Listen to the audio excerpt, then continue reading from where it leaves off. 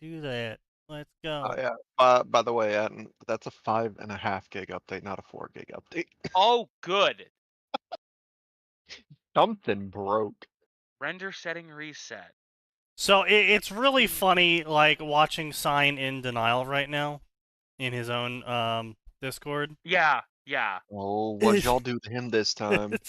He did not realize how widespread and interconnected every single event in the extended Star Wars universe is. It's almost like they hired people whose entire job was to keep that shit straight for a reason. Yeah, crazy. Yeah. Weird. Weird how that works. So yeah, he's just like, oh, this event, you see, the Jedi, Now, they hang on. they didn't kill everyone this time. In fairness, the poor man is not a freak like you and me, Sneaky. Oh, I'm He did not- aware. Wait. I just find it funny. Oh, this is about the Jedi thing. I came in Yes. just at the right time. Hold Yeah. up. What's the claim being made? So Atin paid Sign to write a Tanya insert into Star Wars, where Tanya is one of the empath humanoid races, though, like, Yes. just pink humans or some red humans or some shit, whatever. Pink red. Pinkish red. Yeah, Alright. and so Tanya gets a crash course on other people's feelings. Still manages to misinterpret them. She Of at least course, because acknowledges it's that they're Tanya. there. Yes.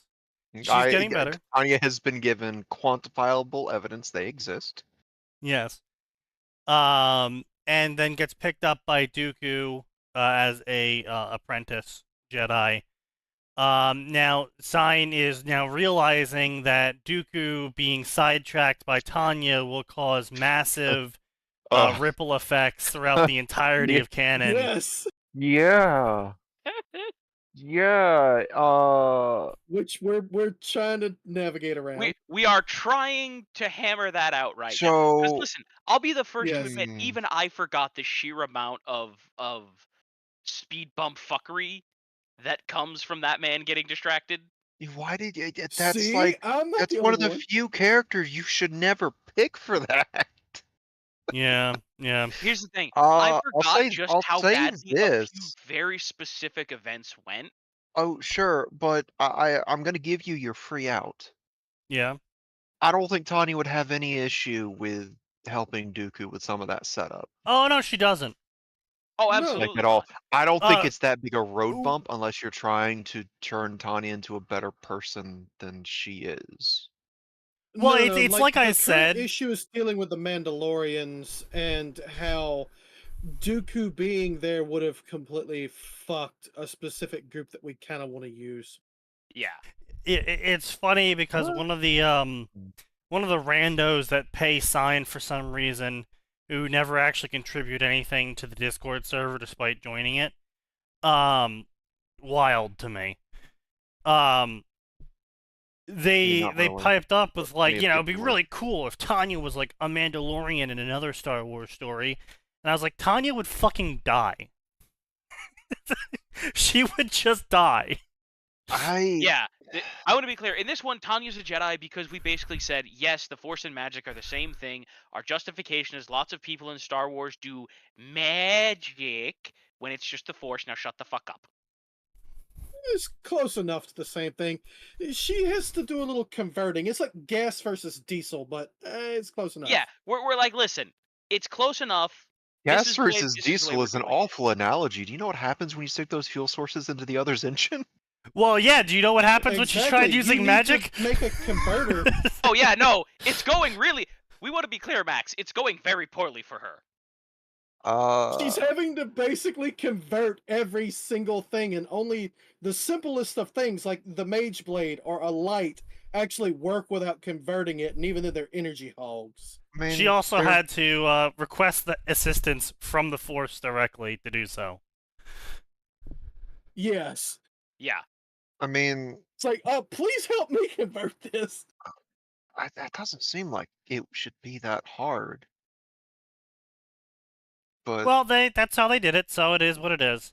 oh, but, I know, I but needed some way to it's slow like her down, so Yeah, we we- didn't have flying, be clear, fighting, she's going explosion to formula get there. throwing Tanya. I mean, She'll if get there, you but wanted, she's not no, there from if the you start. wanted to slow Tanya, oh, okay. At what point in Tanya's story is she flung into Star Wars? Post Great End War. of the war. Okay, because if you wanted to quote unquote slow her down, then you'd have her die on her first mission where she has Can't very stop little grasp me on magic now. instead of Yeah, after but they she's become a specifically want her master. to be highly experienced. We want veteran Tanya going into the war and going, "Oh, it's Well, then, bad. This shit again." then I oh Yeah, yeah, it okay. is what it You're is. both They picked what they you're picked. they picked a horrible idea, but Yeah.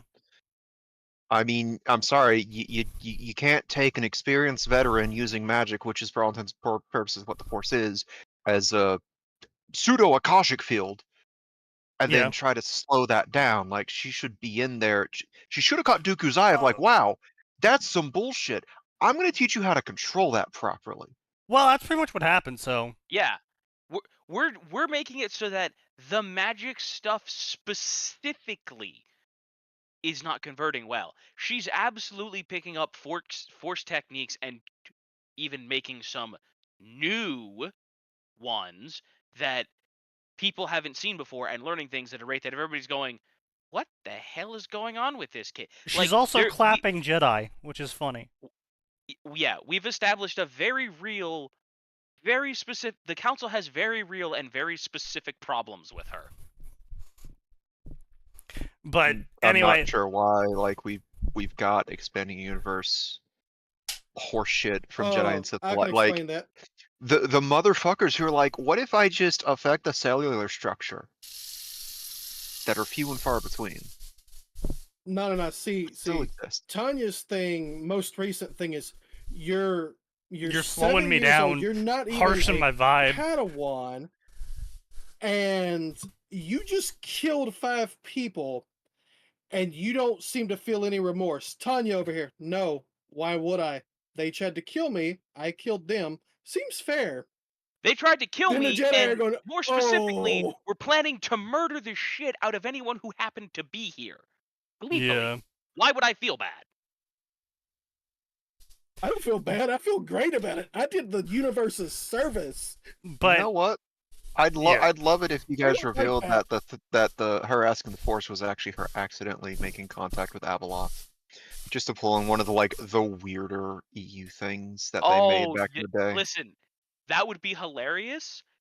I do not want to drag Abeloth into this because that makes this an even more complicated bucket of worms. Yeah, let's not. It's less complicated than assigning what so far has been described as a fully sentient, self-aware, self-actualized Force answering her questions and pleas for help. Well, it's at less least one is answering already her and more guiding her. To be clear, it's not the Force that's fully sentient and actualized. It's going to be the sister that answered her. But anyway, the whole point is that I brought up that Tanya would die without magic, because while Tanya's competent, she's completely ineffective at actually diagnosing other people. And unfortunately, competent plus inability to look around yourself means you die. And that's literally what happened in her first life. She was competent, didn't understand the people around her, got killed because of it. Now, admittedly, pretty much, expecting the person you just fired to run up to you and kill you on a train track is a bit much, and I will give you that. However... Well, that says more about the person you fired than yourself, to be fair. Yes, but at the same time, the guy wasn't exactly stable sounding when he was begging Tanya to reconsider not firing him. Yeah. And Tanya was very much not putting himself in a good light at the time. Oh, because he's like, well, you just didn't do your job right. You're a piece of shit. Get fucked. You're worthless. Die. So, yeah, not a great, sympathy builder. Yeah. So, I've actually been at a location that did fire someone, and then they came back with a gun and tried to shoot the place up. I'm not saying you have to expect this. I'm just saying when you deal with unstable people who can't take responsibility for their actions, who seem to be not chemically stable, possibly putting yourself in a light of, don't blame me, Ben, you know how companies are, is a little bit of a better approach than get fucked, you are a useless waste of space, die. Generally, people respond better to, like, I didn't want to do this, but the company's saying this, here's the reasons. I'm real sorry. This is my job, I'm sorry. Maybe like, listen, I'll be a reference if you need it. Yeah. There's gotta be some... And of course you can mean that very insincerely. Yeah, you can. They might even recognize you're being insincere about it, but it's better than what you just described to me. Yeah, so... Yeah, it's Tanya in Star Wars as a Mandalorian trying to be normal misinterpretation field Tanya of competence would very quickly piss someone off, and she would very quickly find herself in a ditch bleeding out. Yeah. Like, Probably. maybe depending on who's raising her at the time, they might teach her not to be a fucking idiot, but... Yeah, but the problem is like, the nuns taught her not to be a fucking idiot. Her adult experience taught her not to be a fucking idiot. It's the problem of, I can be not stupid as I want, but the person next to me is going to be a fucking retard, and unfortunately my life depends on their actions.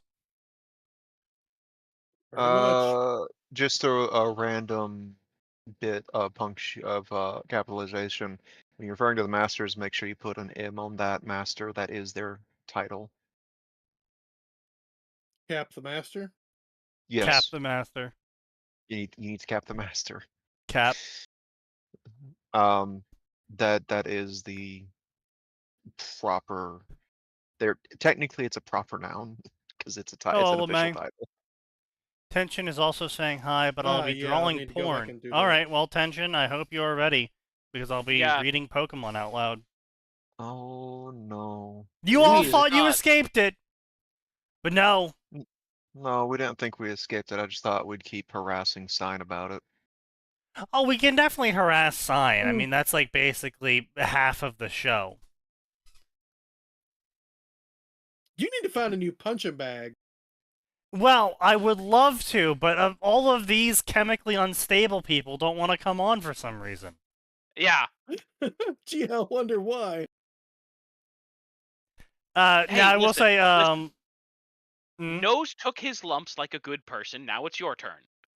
Indeed. Nani oi? What are you nani oiing about? Linstar, that's the person. Linstar over here apparently is running a WordPress website with a couple other people, and they are giving out...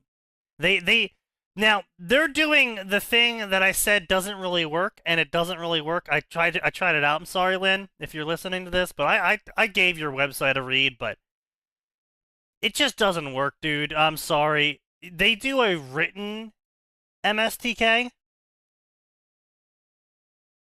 where they're interrupting nearly every single line of the story with their own commentary, and it's like commentary from like 3 people. Okay, look. Just blanket. It doesn't matter who you are.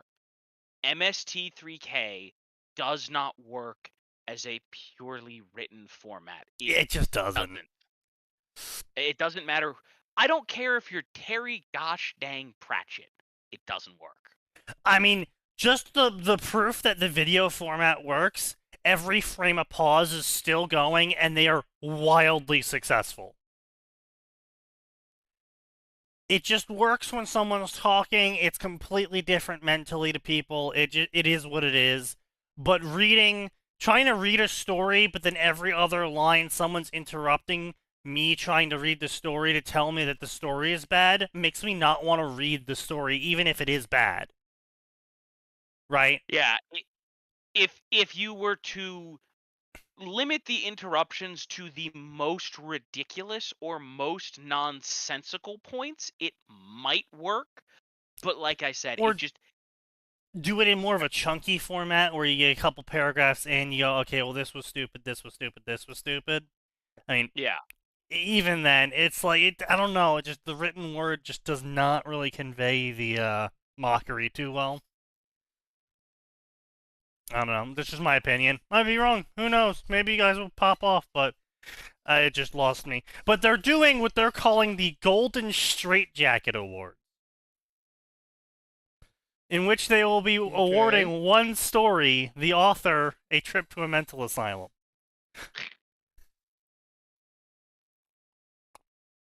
Nice. And, I said, that seems like something maybe you should be doing. See, that's what I said. I was like, man, it would be so fucking good if I could do that. But I would actually want to get the authors featured in the Golden Straitjacket on the podcast. And that is not gonna fucking happen. Probably not, no. No, most people aren't going to stand here and let you roast them.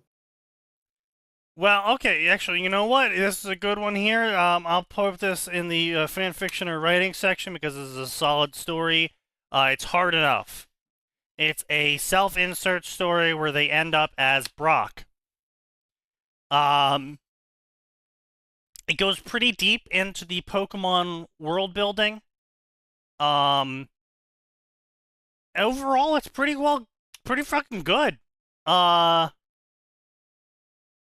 Yeah, I mean, there's not much else to say about it. It's just a good story, decent characterization, good pacing, good update rate. I mean, he's only been writing it for 2 years. He's got 1.3 million words, so it's been, pretty fucking solid update rate going on.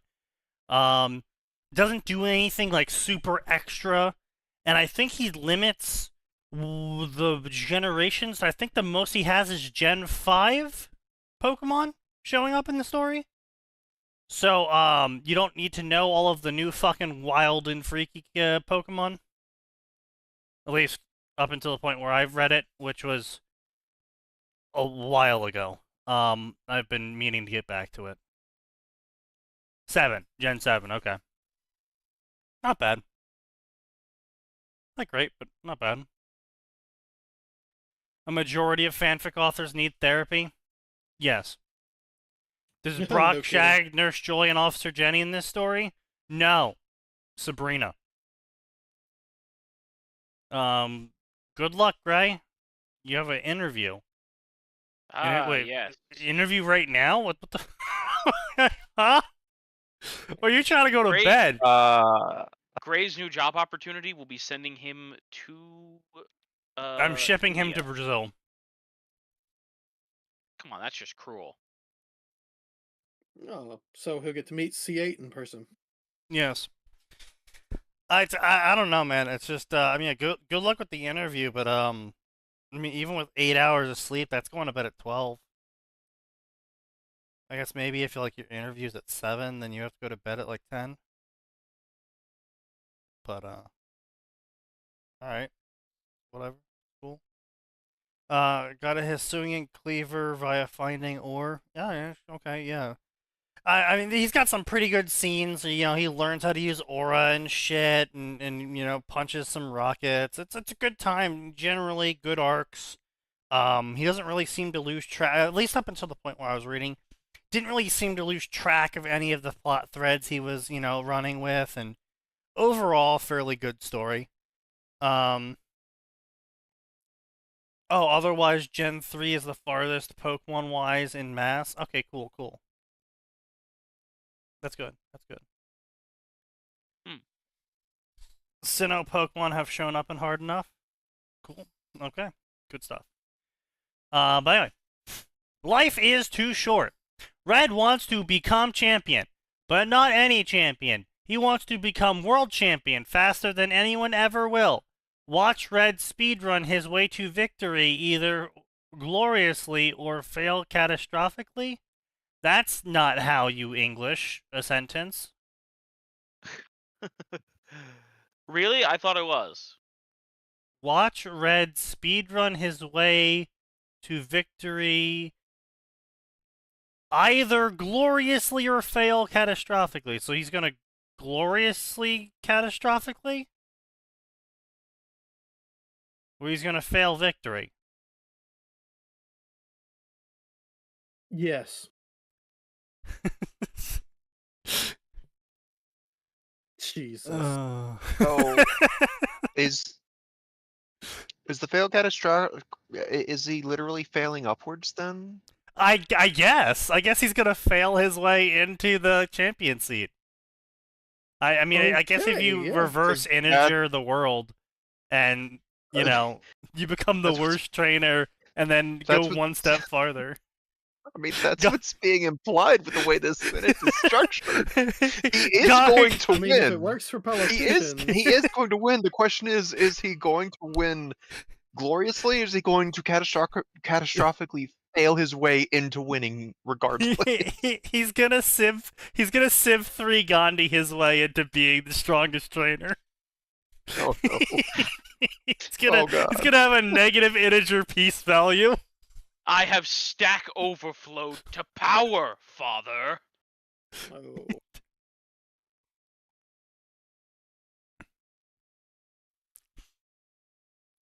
Oh. I really hope the structure of that sentence is intentional.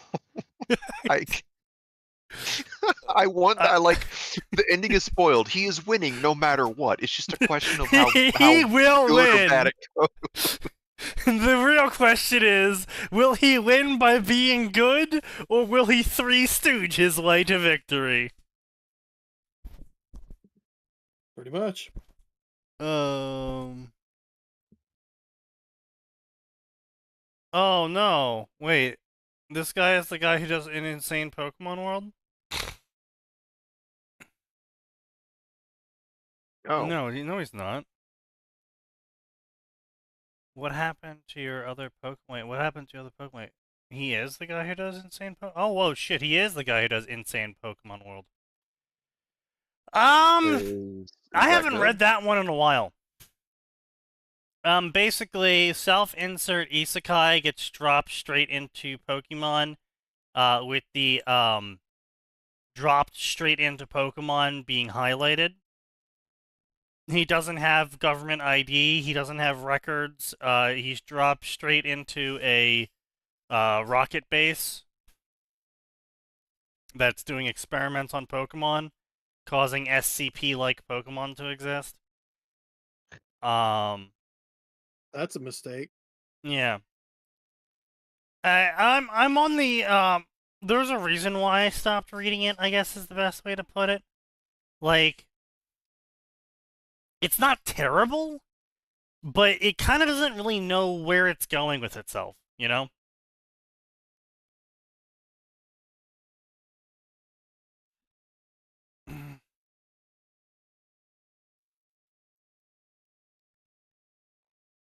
What the fuck? Huh? It was very quiet for a minute, and I was very confused. No more heroes. For over 6,000 years, Olympus has been the flame of Western civilization. The Greeks did not exist 4,000 years ago, did they? Pretty sure they didn't. I'd have to double check.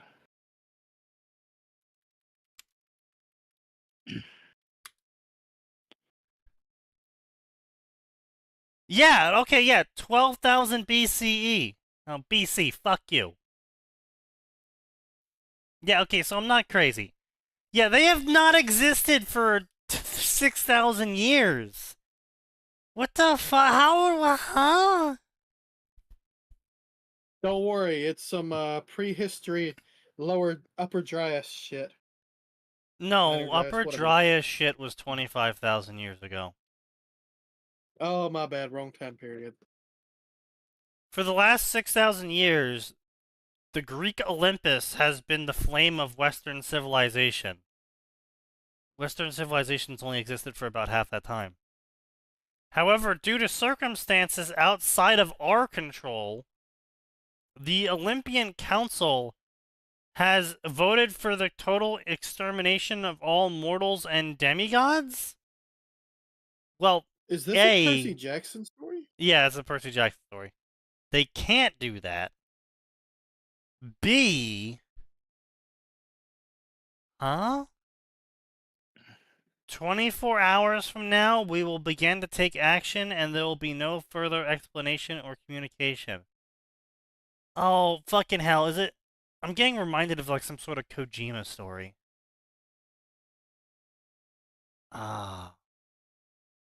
Was it Nier? No, that's Yoko Taro. Yeah, no, that's what I'm saying. It's like I don't know. It's not. Maybe it's Yoko Taro. I don't know. I'm getting some sort of like vague recollection of that exact sort of statement being used in some Japanese story before. You know, in 24 hours, action will be taken. No further explanation or communication will be performed. What is... No, isn't that the SCP Foundation's, like...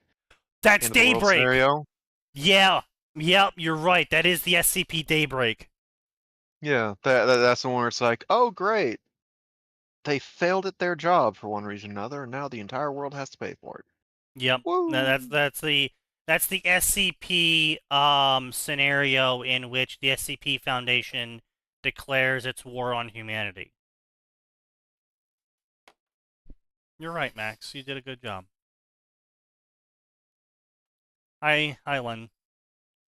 It's a PJO fic. What do you expect? They don't know what history is? True. You're right, Tension. You are absolutely right. But doesn't PJO have some bullshit history he fucked around with where he said it lasted longer than it really did?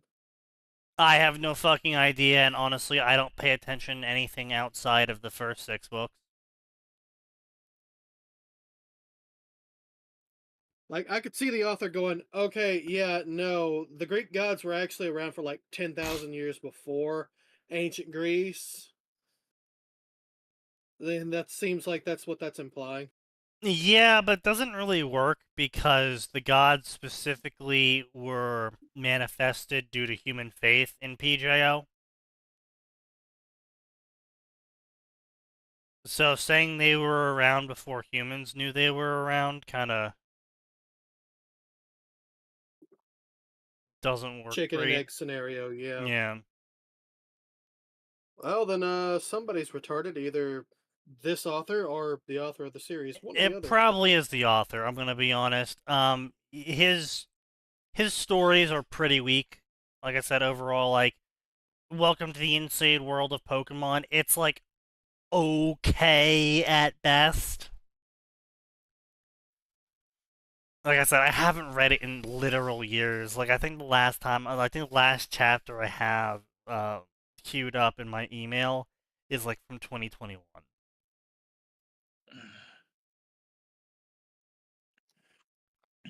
So, my name is Moon. Do people even come to these pages? Come to my Discord swever. They did not spell it like that. No, they didn't. Oh, God. It is pretty bad, though. Rick dumbs down history a lot and simplifies a lot of stuff so kids can view it. Yeah. You know what else he dumbs down? He dumbs down genetics. Because apparently a Greek woman having sex with a white man produces a black baby. That's not how that fucking works. Are you sure? Women everywhere swear by it. I'm sure.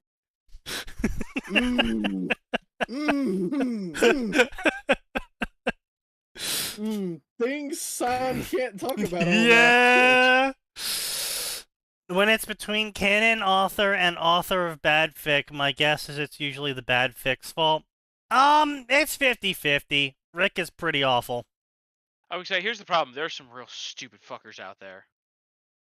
Like, Rick tried to pull a J.K. Rowling with the whole Hermione was always black thing.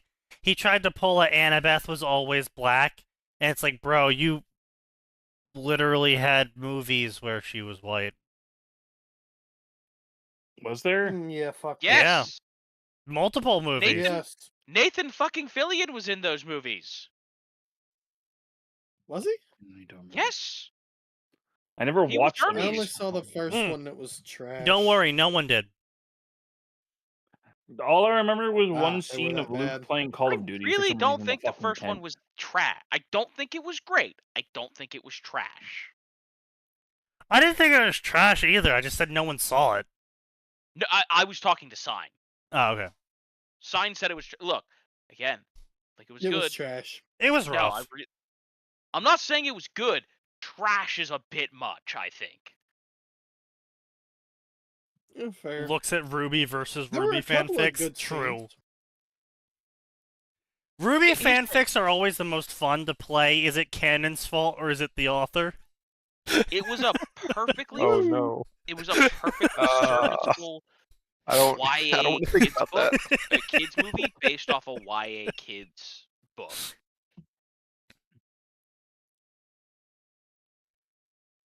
The only thing I remember from the movie for Percy Jackson was that it was very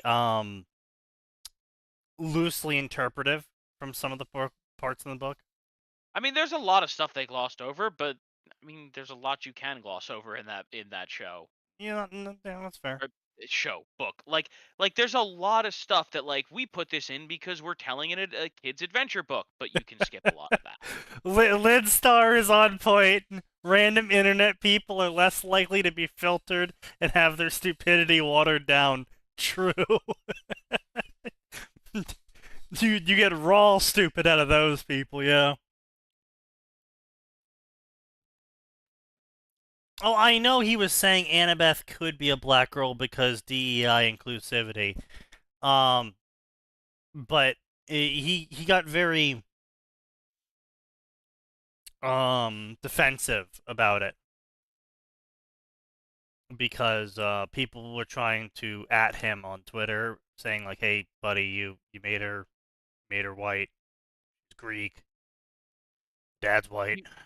You very specifically cast movies where she is a character portrayed in Y way.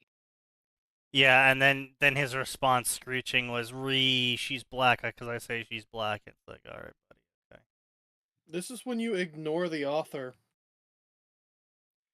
Early Because it's Ruby being used to be an recorded. amazing sandbox, but then Rooster Teeth started to build a demented playground around a demented playground.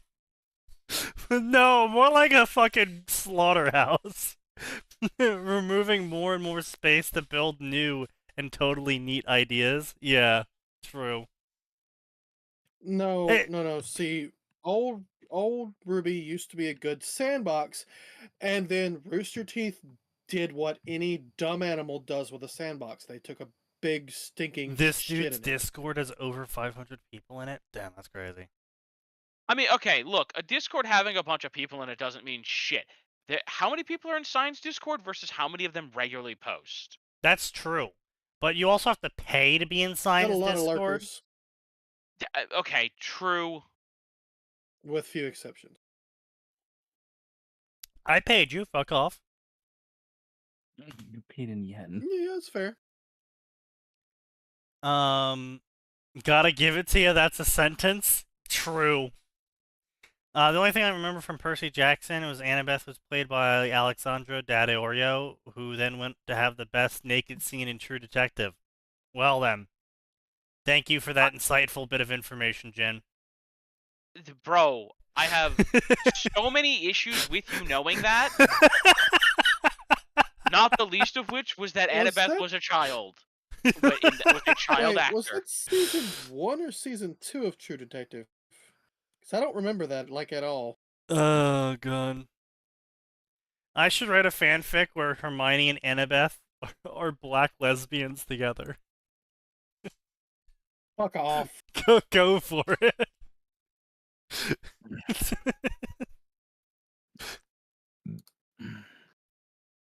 You have to make the story called "Is This Canon?"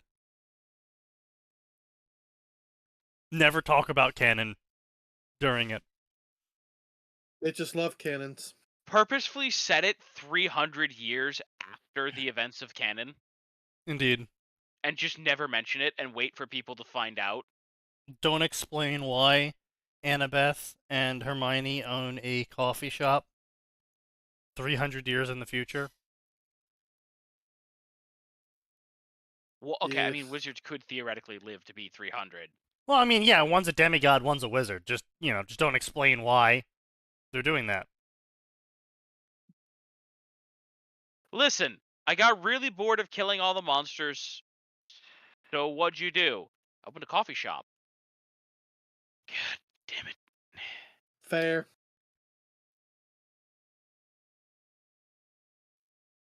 But, Halloween Havoc at Blueberry Academy. Wait a No. minute. Wait a minute. Slate. Why are we What? talking about the Ultramarine School? Yes. Slate, the Generalist Master. A Pokemon journey is a rite of passage meant to help trainers learn about themselves and their place in the world. But for Slate, it's a means to an end of his ultimate goal, becoming a Pokemon trainer. Wait, what? To rise to the peak of any typing is a noteworthy feat, but to rise to the peak of having every Pokemon you want to have is a fantasy. Will Slate succeed in this fantasy, or will his ambition falter? This will be a mature story. That's why I have rated it M. This author's an idiot. I know most of the authors on our show are idiots, but... I mean, it's got 29 chapters, 155k words, so that's pretty fucking good. It's like 30 chapters, about 5k words per chapter. It's pretty solid. Started updating only in April, so that's pretty good. Now, I will say, the number of reviews is about half the number of favorites, which isn't great considering it has 29 chapters. And on top of that, the number of favorites you have for 29 chapters constantly updated with about 5k words each chapter. 200 is not great. Especially in the Pokemon section, which is one of the popular sections still. Yeah. So, Pokemon's a surprisingly active section. Let's see what's going on here. Well, I mean, of course it's active. The devs themselves make it. Trigger warnings! This story, which has been rated mature, will contain death, violence, swearing, and unsettling subject matters. That is why you use the mature rating. Anyone reading a mature rated story who cannot handle such things probably shouldn't be searching manually for mature rated stories, because keep in mind, fanfiction.net by default does not search mature rated stories. You have to manually set that. So, but Sneaky, I chose to go somewhere and I saw something I didn't like, so it's obviously not my fault. It's how their can fault. How could this have happened to me? Yeah, I know. She was in her mid-20s when she played Annabeth. What? Damn. Yeah, that makes sense. They usually get older girls to do that who look young. I believe you. That does not look like a mid-20-year-old. Holy fuck. Damn. Well, I don't know. We sure it's not a case of like Mila Kunis saying she was one age, but actually, that's true. Yeah, that's true. I mean, it could be. All characters I draw are 18 plus. Okay, tension. Oh, okay. Okay, Toho Otters. No, that's rude. You can't just out someone as a filthy degenerate. I mean, Toho writer. Toho artist. It's very different. No, it's not. No, see, one's already on the list and the other one isn't. She was Was they're 16 in for jail. that 70s show. She was born in Oh, 86. goodness. She was born in 86. Damn. Oh yeah, you making me Mila feel Kunis lied super fucking hard to be on that show. Oh yeah, but it worked out really well because she played the role really Oh, well. no, she did a great job. It's just listen. There's a reason she still looks so young and hot because she was fucking lying Oh yeah. super hard. I mean, she's 38 now. Unfortunately, Tension will never get a commission from Sign. All the characters he draws are too old.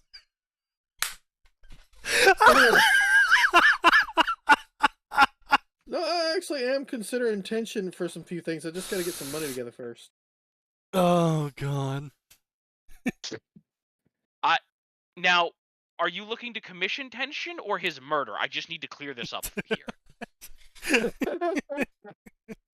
Oh, wait, which is going to cost more? No, it depends. How much Spanish do you speak? None, not a lick. Oh, then it's gonna cost way more.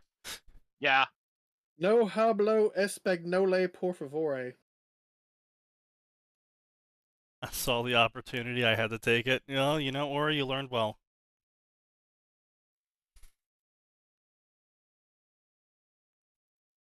Thunder Punch! Bide! The two Pokemon clashed, lightning dancing over their forms. One glowed an ominous red as it tanked the damage, drawing in the physical force of the punch, even while the lightning danced harmlessly over its tough skin. The two Pokemon disengaged. Their trainers stood on podiums, concealing them from view. Above them, the touch of the above and beyond the touch of the field, only the Pokemon could be seen battling below. Only the voices of the trainers revealing their presence. The Pokemon clashed once more. I'm trying to describe a scene and I'm very deep 101.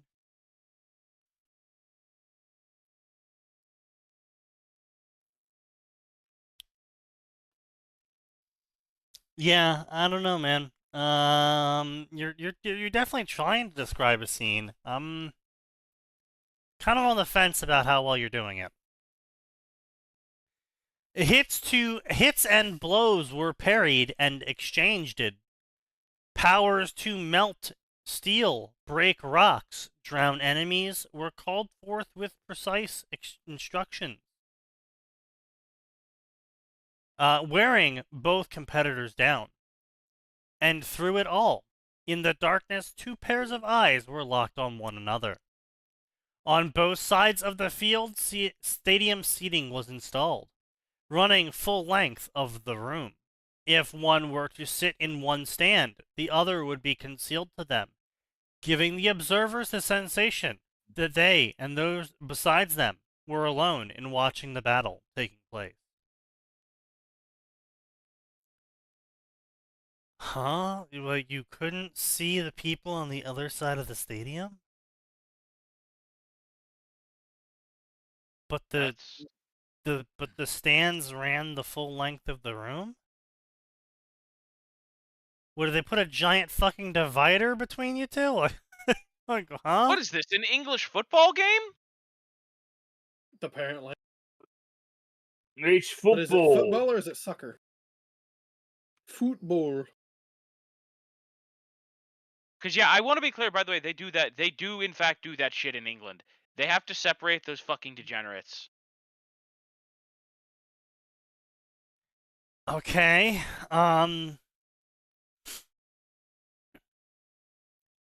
Yet most of the seats were empty. A few men and women sat and watched, talking quietly to one another or eating snacks. A skitty sat curled on one woman's lap, purring in contentment as its owner stroked its fur, reaching the hard-to-reach spots. I'll be honest, Further, a skitty sounds like something that means you need to change your goddamn underwear. Yeah. What? The way you said, I know you said skitty. It sounded like you said skiddy. Oh. Yeah, it did. Boy, now You making there's fun a of my terrible- accent? There's a horrifying Pokemon for you, Skitty. It's an offshoot of Garbodor from the sewers. Alright, Skitty, use baby oil! That's Diddy. Oof. Alright, Diddy, use Costco. I mean, baby oil. No, to be fair, Costco clarified they do not sell baby oil in the way he purchased it. I think my favorite part of that is how Costco is like, oh no, you don't. Don't drag us into this bullshit. Diddy Kong looking real concerned after the allegation. Mr. Diddy Kong, what were you doing with a peanut gun that explodes on the bitches? Now, I will say that one skit that someone animated where Diddy Kong's explaining everyone's names. That was pretty funny.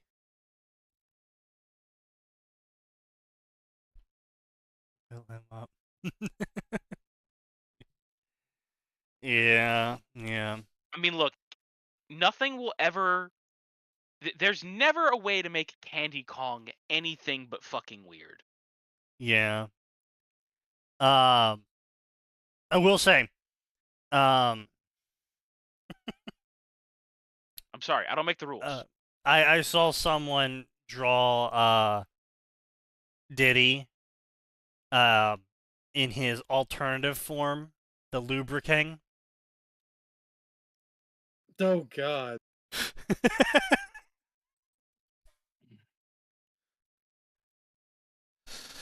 But yeah, so anyway, yeah, boring ass fucking narrative. You I mean, screenshot? honestly, it's pretty weak narrative.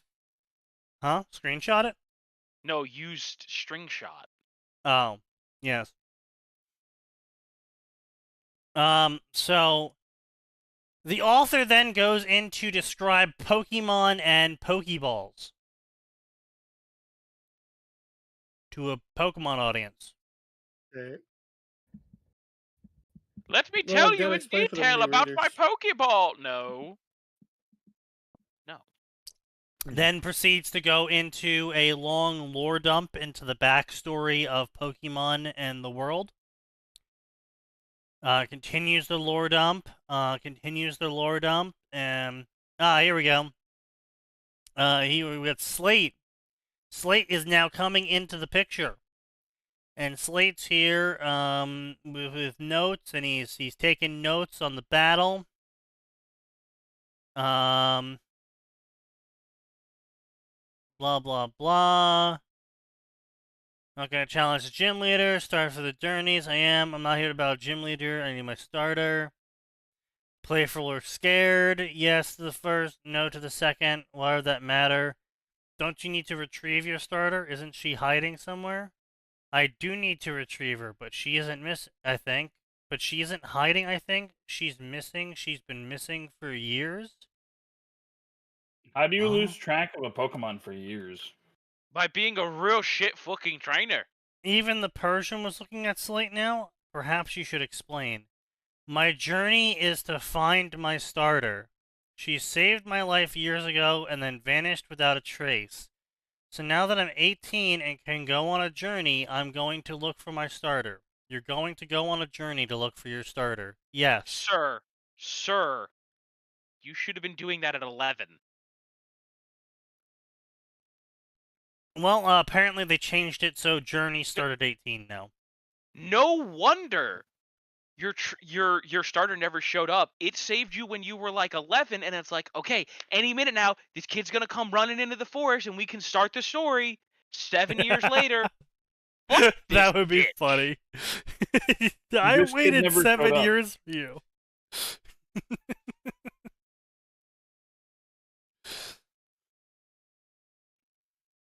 Let's see here. Duo was silent. Man began to chuckle. Blah, blah, blah.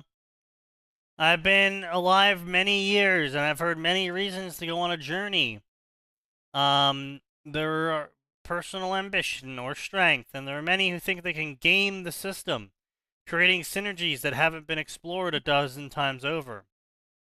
Rare are the ones on missions, setting goals for vengeance or similar natures. But a trainer going on a journey to look for his starter that's been missing, that's the oddest thing I've ever heard. What's your point, old man?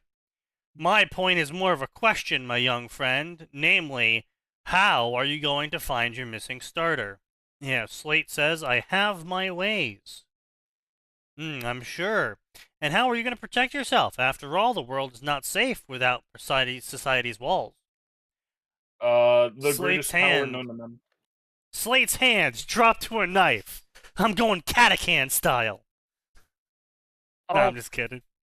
He didn't say that. Catacan no. But he did drift over to a knife. That's right. He is going to menace Pikachu with a knife. He is going to fight Geodudes with a knife. I'm sorry. I'm just imagining Iron Hand Straken ending up in Pokemon. Yes. Oh.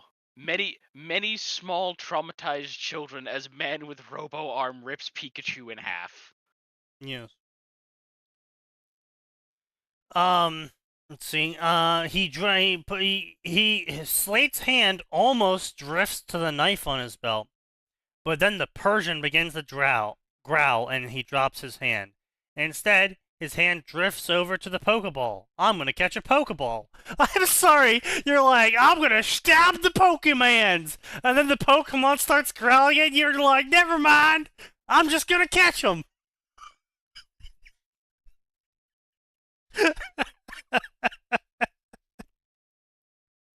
Really? I'm gonna wrestle that Pokemon.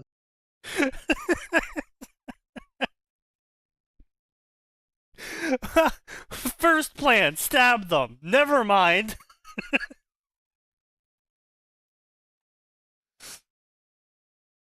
I'm gonna catch a Pokemon and go together on a journey to find my starter. Wouldn't they be your starter then? Slate's stubborn glare and clenched hands were particularly amusing to him. No, my starter is her! Her. Who is she? I don't know. The man paused, bafflement claiming him as Slate studiously ignored his gaze. You don't know who your starter is. You're going to go on a journey to find her, and you have no Pokemon to protect you. Wow, that's dumb. I also grew up in a Pokemon Center. Oh, of course you're an orphan. Why not? Young man, do you realize how stupid you are? Somebody says it! And that's when the man saw it. The spine of steel!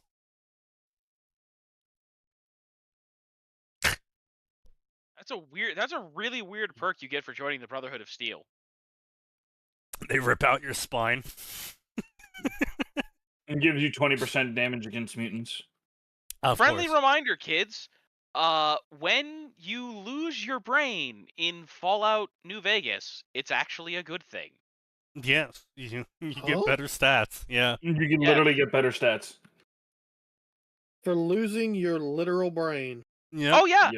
Don't worry. They put a Tesla coil in your brain, and your brain is meat puppeting you from a very long way away. Also, apparently your brain is Stewie Griffin.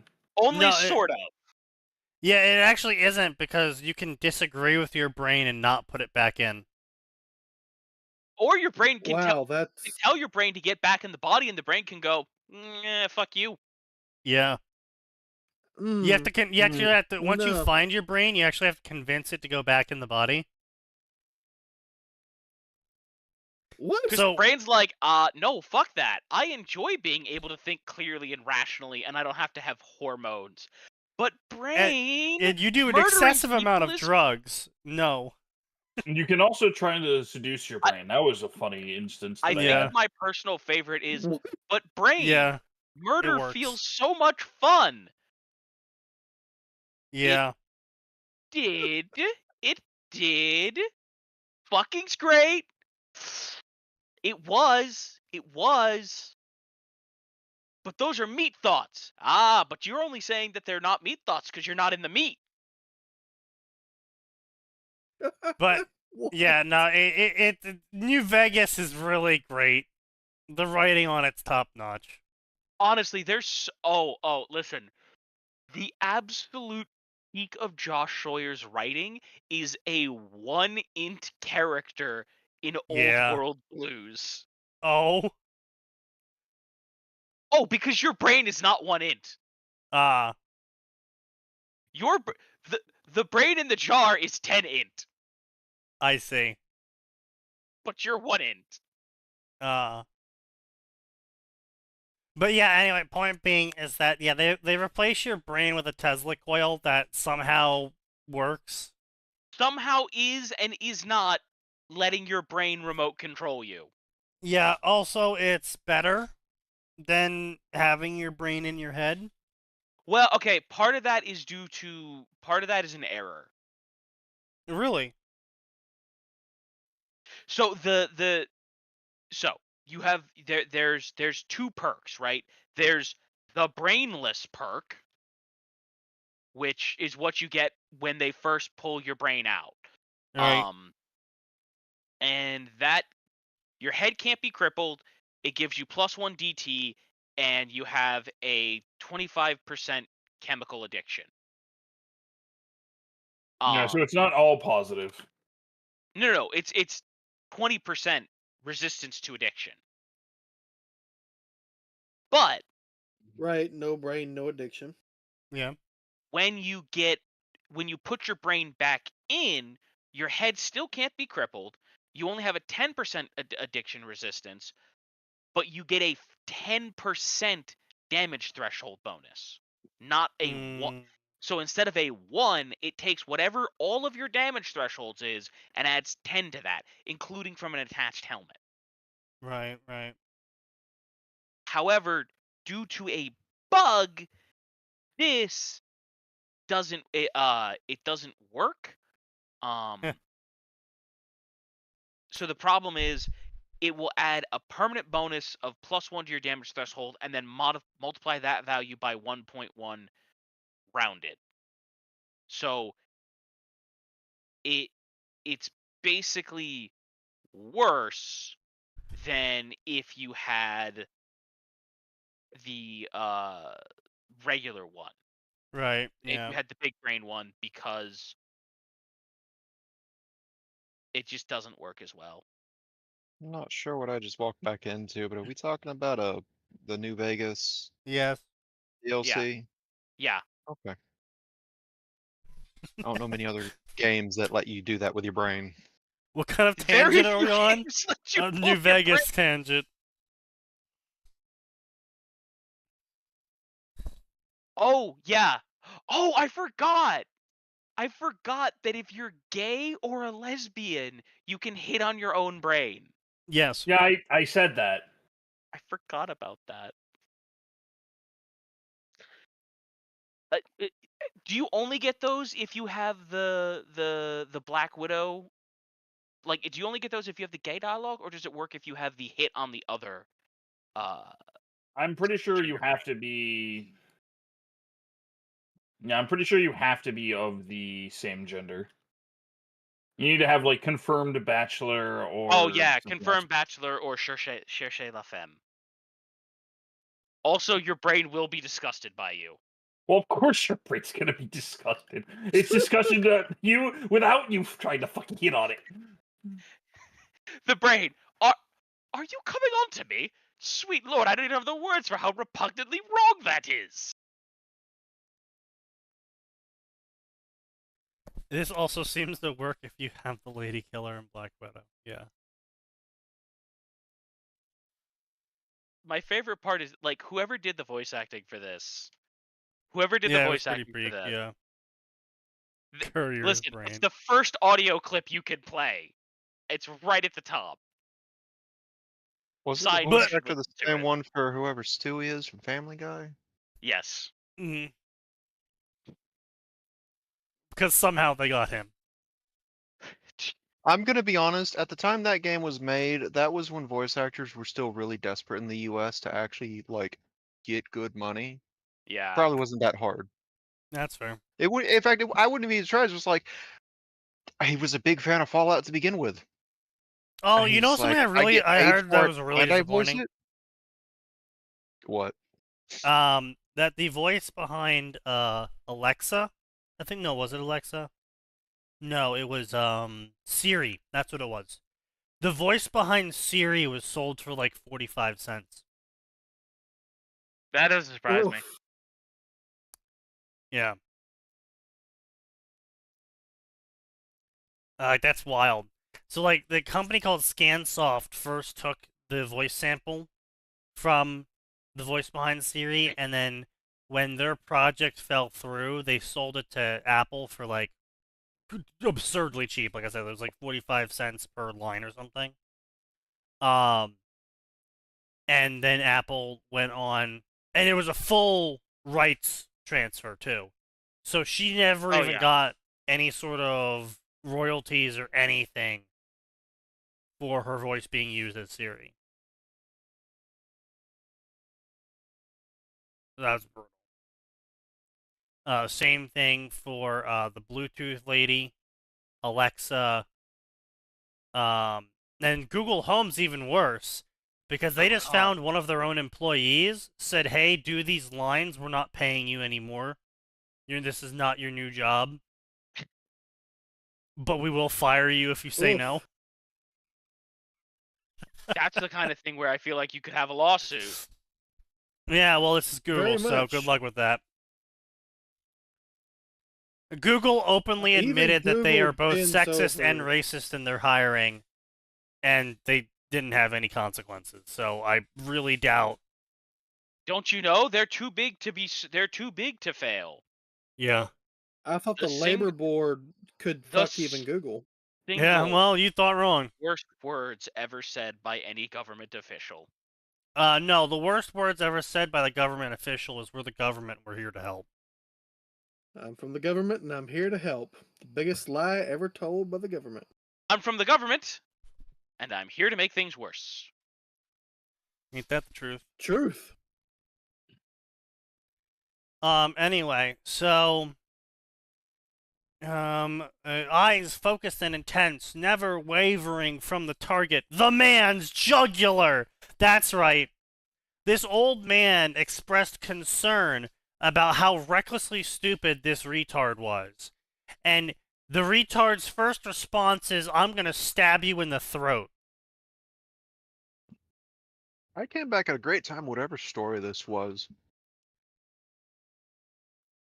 So this is a story in which the main character is going to be a generalist master, aka the person who plays Pokemon, the video game, where they just catch whatever Pokemon they like the most. And he is going to become a generalist master. He's looking for his starter Pokemon, and he's going to go on his Pokemon journey to do this. And to not betray his starter Pokemon, he's not going to catch he's not going to catch any Pokemon until he meets his starter Pokemon. Now, he doesn't know what his starter Pokemon looks like or where they are, but he's going to fist fight every Pokemon in his way until he finds her. Huh. And when the old man he was talking to expressed his concern about how recklessly stupid and dangerous his idea was, his response was, "I'm going to stab you in the throat, old man." Okay. I know it works different in the anime, but in the games, isn't it literally like several of the professors, because they're all over the place, are like, you know, kid, I know it's about time for you to go out on your journey. These Pokemon seem like they'd be a good start for you to get the hang of things. Oh no, that's in the anime. That's in the game. That's in the manga like, too. It's a universal thing. Go to your closest professor. They can give you advice at least. Well, it's not just professor; it's the gym leaders as well. Yeah, like they're literally there for life advice. Yeah. It's in the it has to be in their job description at this point. Also, yeah, no, Killianer does bring up a really good point, is that the guy apparently Oh. has seen the Pokemon enough to know that it's female, but I doesn't know I what didn't want to species question it that. is. I didn't want to bring that up. Yeah. I was hesitant to. Yeah. I caught that, but I was Yeah. hesitant to bring it. That means it's probably Gardevoir. Well, Gardevoir don't guarantee evolution, but both men and women evolve into Gardevoir. Pokemon, I What's the feel, would... other? Yeah, if you genuinely try and kill a Pokemon, I do feel like it's going to retaliate in kind.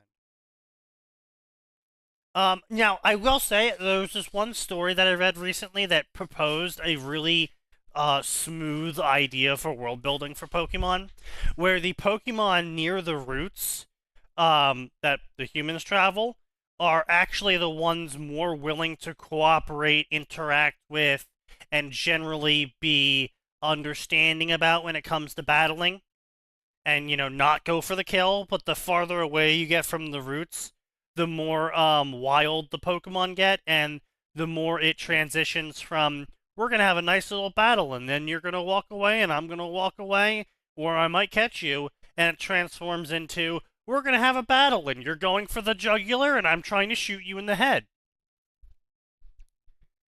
Yeah, it would make sense if the ones nearer the routes actually came there looking to get picked up by someone. Yeah. Well, I'm sure some of them absolutely do. Pokemon are pretty intelligent on average. They're like, yo, I get to fight, which I love to do, and they feed me and take care of me for free? Fuck yeah, let's do this. And none of the fights result in death? Cool. There's a Pokemon equivalent of Sundowner. Well, they don't involve death unless you go to the underground rings that Team Rocket. Oh, yeah.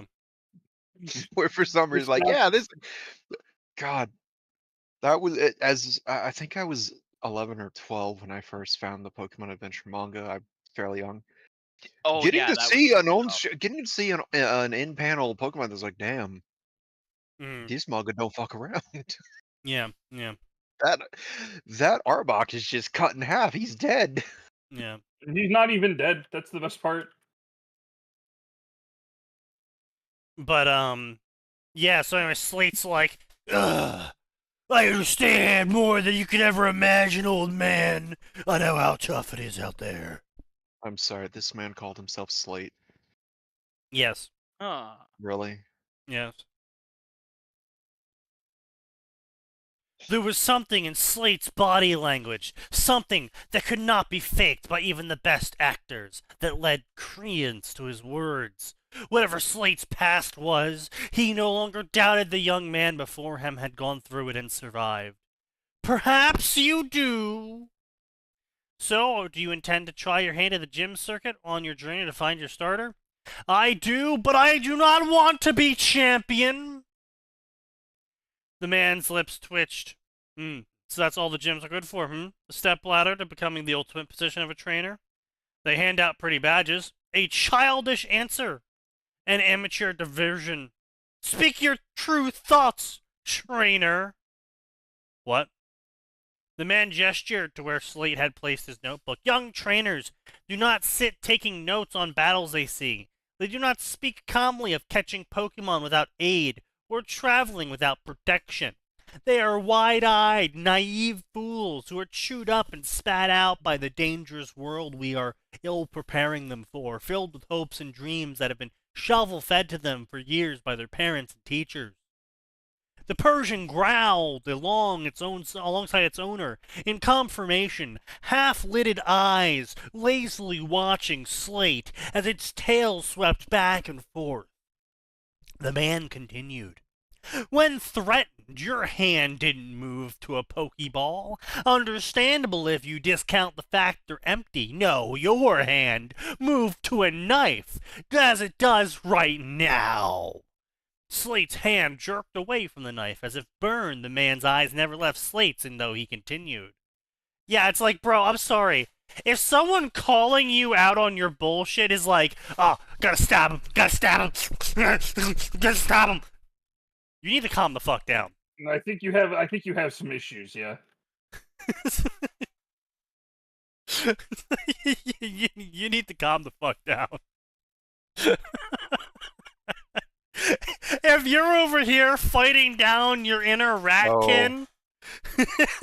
Oh, or just pointed out this could be Giovanni, which, oh man, that is the last person I would ever want to threaten. True. In a situation where I don't have a Pokemon of my own. Yeah, I was gonna Holy say, like, shit. you threaten Giovanni with a knife, he shrugs, like, puts a hand around your shoulder, and then just fucking knifes you in the gut. Yeah, You like, don't fuck I'm with sorry, Giovanni. like, come on, dude. He's running the fucking mafia with Pokemon. It's like, bro, you should be happy. You don't get an Italian goodbye. One of the most successful Pokemon mafias at that, like. Yeah. A reminder, Jesse and James are only a joke when it comes to Ash and that Pikachu. Team Rocket as a whole are scarily competent. They spread through like 4 or 5 continents for a reason. Yeah. Well, not only that, it's also sort of later on implied heavily that Jesse and James are pulling punches when it comes to Pikachu. Oh yeah. Oh yeah, that absolutely. We've seen their competence. When Giovanni spins it like, listen, you're not chasing the Pikachu. I got other assignments for you to do, and they accomplished them with Well, not only that, little it was difficulty. not only that though. It's later on when it's like in the movies and shit when they have to contend with the other Rocket agents. They absolutely fucking dab on the agents, and the other agents are like, "What the fuck are you guys doing here?" It's like, wait, hold up. What do you mean? What are you guys doing here? Why are you shocked by them here?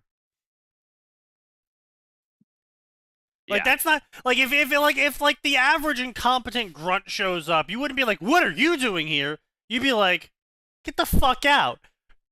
The fact that you, some sort of rocket ace, is like, "Wait, hold up.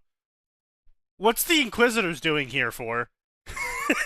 Inquisitor like, Jesse and Inquisitor James. Imagine hold being up. the fly on, imagine being a fly, like, imagine being in the group that they've been chasing and failing against, and you get to be the fly on the wall for that conversation, and you're like, wait, why is this person scared of them? It's Yeah. like, wait, hold up. Where the fuck did you guys get a hovercraft? Huh?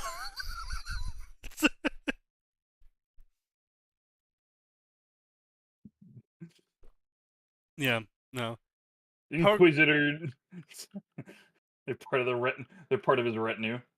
Ghastly Adventures self-insert? What?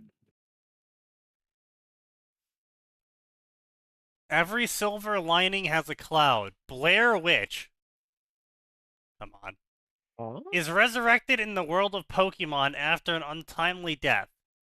With inheriting the name Blair Witch, he discovers that a second lease on life comes with a price tag. A slice-of-life story that takes from the anime, games, and manga to make a more fleshed-out world real. Okay. Yeah, sure, whatever, buddy. Oh, this is by Ideas Guy. Actually, no, this might be good.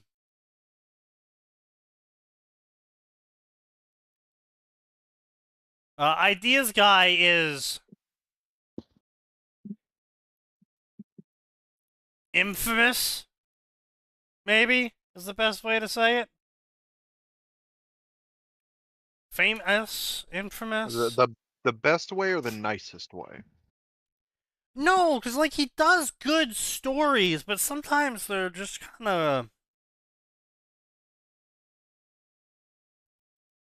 of weird. That's infamy. No, not like Silent Fox. I'm gonna fuck this Pokemon. No, it's not a Gardevoir. No, it's not a Vaporeon. Yes, there will be tentacle play. Weird. You know, I'm talking more about like this is an isekai into Resident Evil, but you're a level 1 D&D artificer who only knows about the movies, but it's the games. Ah, that kind of weird.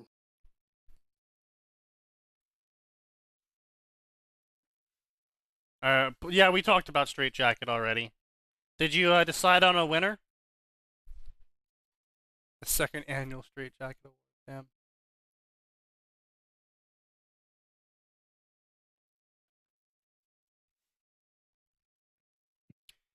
Damn. Anyway, so let's see here. Blah blah blah. Scars are marks of injury, the old man says, both accidental and intentional. You do not conceal your scars, nor do you show them off. You consider them a fact of life. Okay, but like, not many people go out of their way to show off their scars. Or, I mean, some people conceal them. I mean, you know, if you're, vain or they're particularly terrible, like, third-degree burns on half of your face, and you're kind of like, yeah, I want to cover that up. It's like, yeah, that's fair. I don't know how to feel about this, proclamation of the old man.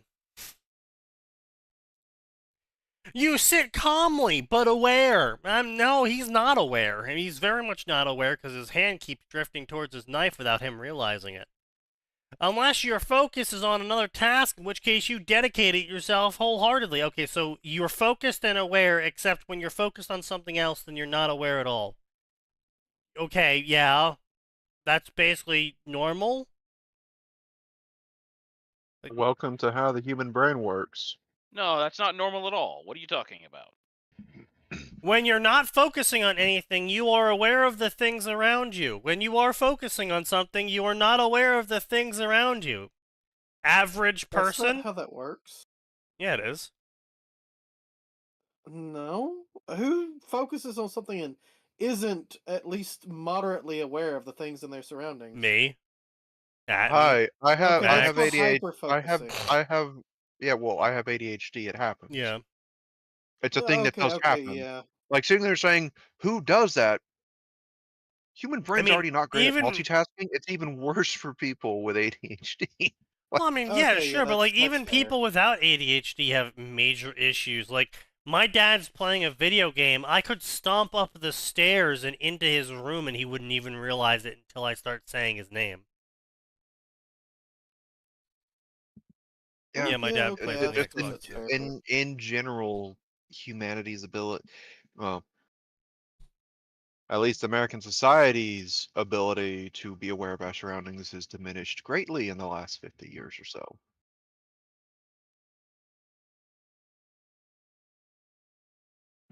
Yeah.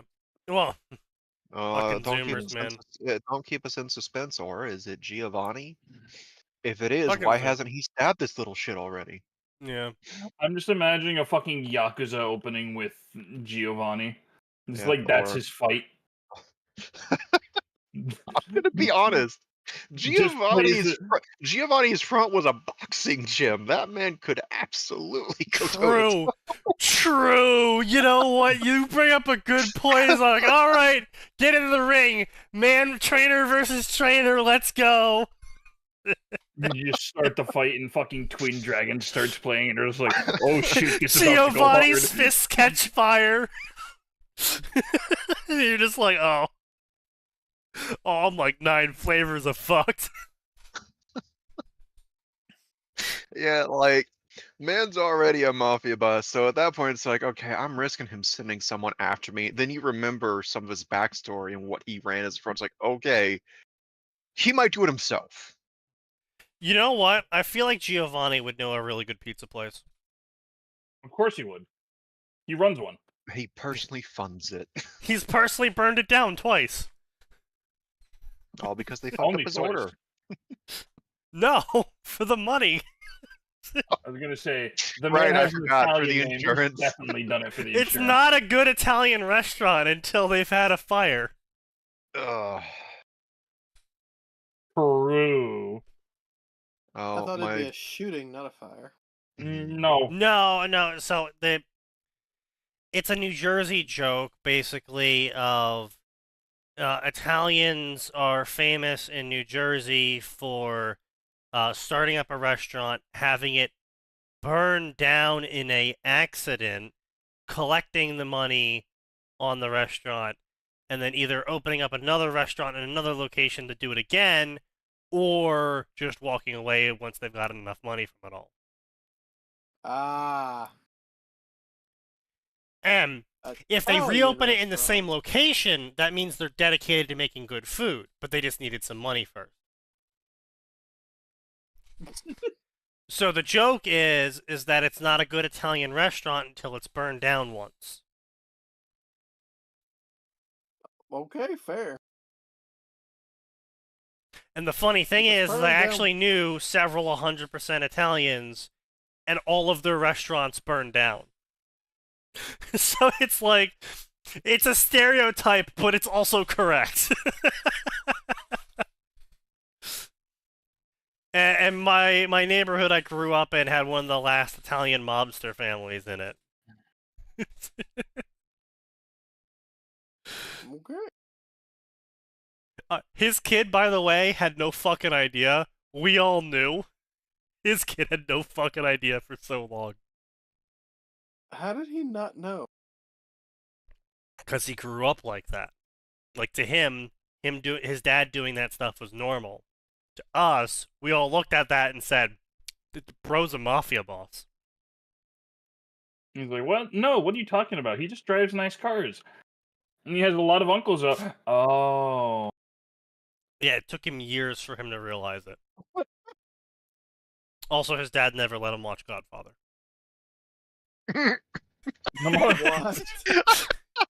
Imagine having to not let your kids see one of the most iconic pop culture movies there is because it might out you.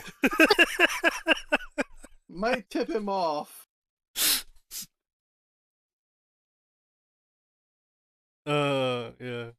Oh man. Just that's the one thing the kid had to grow up without. No pay-per-view allowed in the house, just in case. I mean, it's a classic fucking story of mine, Jin, that I got my driver's license by talking about The Sopranos with my driving instructor. I've never even seen The Sopranos.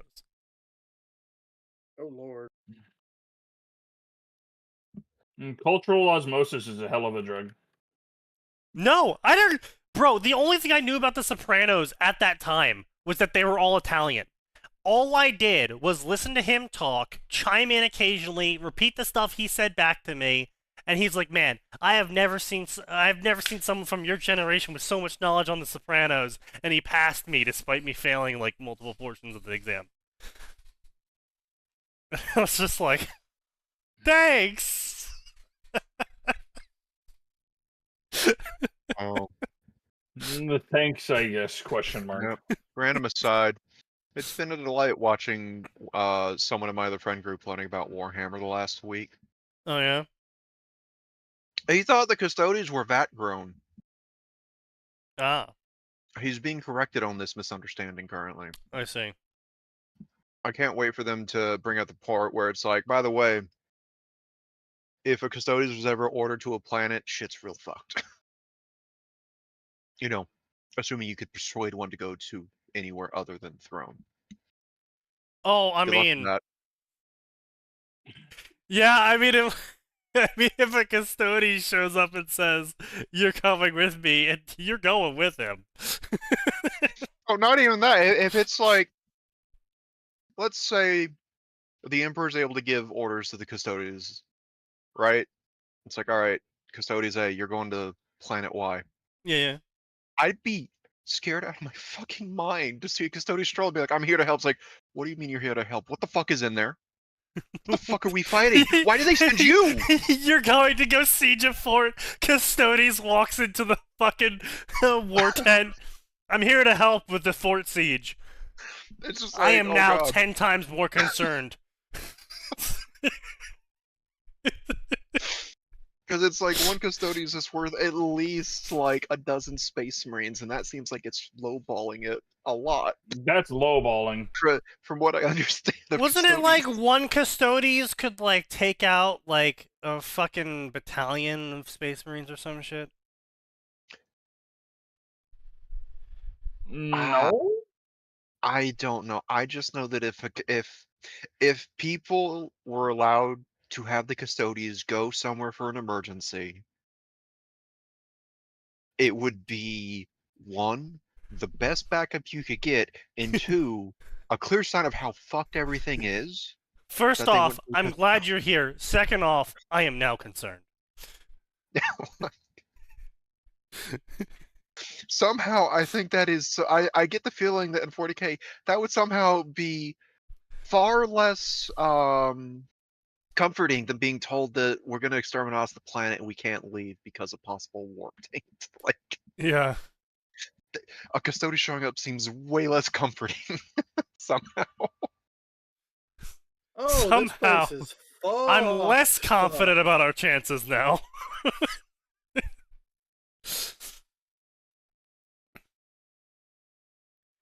Yeah. No, I did see in one Warhammer fic, I forget what it was, where Custodes did show up, and it was a whole Saving Private Ryan moment, because it was like this guy had found out information that had been seared into his head, and the Custodes were dispatched to go rescue this fucking random guardsman from the fate of the planet before the planet's fate happened. Oh, I'd be shitting myself every second as that little guardsman. What do you mean this is bad enough you had to come get me? Yeah, it's been interesting watching his journey. Once he got up on all the factions, he had that usual thing of like, are people who call the Imperium a good faction shitposting? Was like, kinda yes, kinda no. I would just find it funny, just the when everything else in the galaxy wants you dead, you ain't got much choice. I was gonna say there's not a lot of options. Yeah. Well, the slightly funny thing he also had the realization that we'll call tourists of the fandom haven't figured out yet, which is if the Imperium stops doing amoral things, the entire galaxy goes with it. Yeah, that's kind of what I was about to say. Is like goes with it. Yeah, because like if the Tau win, they're just gonna fuck everything up. If the Eldar win, well, they're gonna fucking die out. So then everything in the galaxy is just dead. Let's say the Tau beat the Imperium. Okay, cool. Hey Tau, what are you gonna do about all the warp, the demons, the Tyranids, the Eldar, the Dark Eldar? What's your plan for all that? I don't have one. Great. Well, hey, by the way, watch out for the Tomb Worlds. What's a Tomb World? Figure it out. Good luck. Well, see, that's why Orcs is best. Dude, I still think Orcs and Necrons best races, clearly. I really think Orcs are like the strongest. This planet has more guardsmen on it than every atom in the universe. And what do you mean the Orc presence is negligible? No, its Orc presence tiny. No, it's negligible. No, it's negligible. No, it was tiny in the fucking meme you're talking about. It's negligible. Hold the fuck up. I'm getting the meme. Go get the meme. But yeah, he also had the realization, was like, okay, the Imperium can't stop doing what would be considered morally evil things, because if it did, everything goes down with it. And that's awful. Things would actively be worse. I don't think he's reached a point yet where it understands, like, when people call Imperium good, they're referring to characters in the Imperium who are good people, just dealing with the hand that they've been dealt and trying to make the best of an awful situation.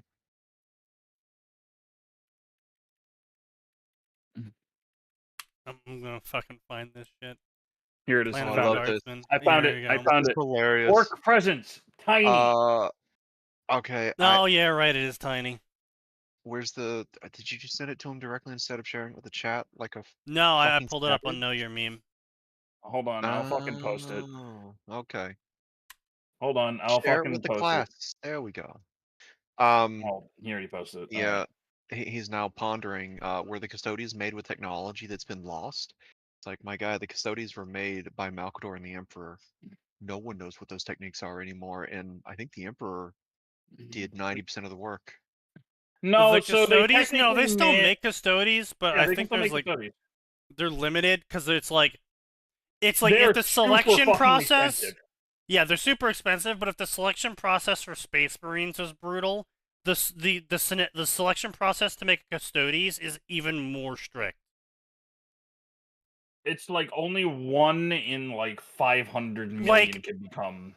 Well, not only even that, potentially. quite literally, the Lords of Terra, the humans of Terra, are specifically bred to be able to produce possible sons that could technically, maybe, become a custodian. Yeah. Yeah, they have to fucking try super Man. hard. They have a That whole fucking genetic fucking- program. That whole fucking debacle with this year's Custodies Codex.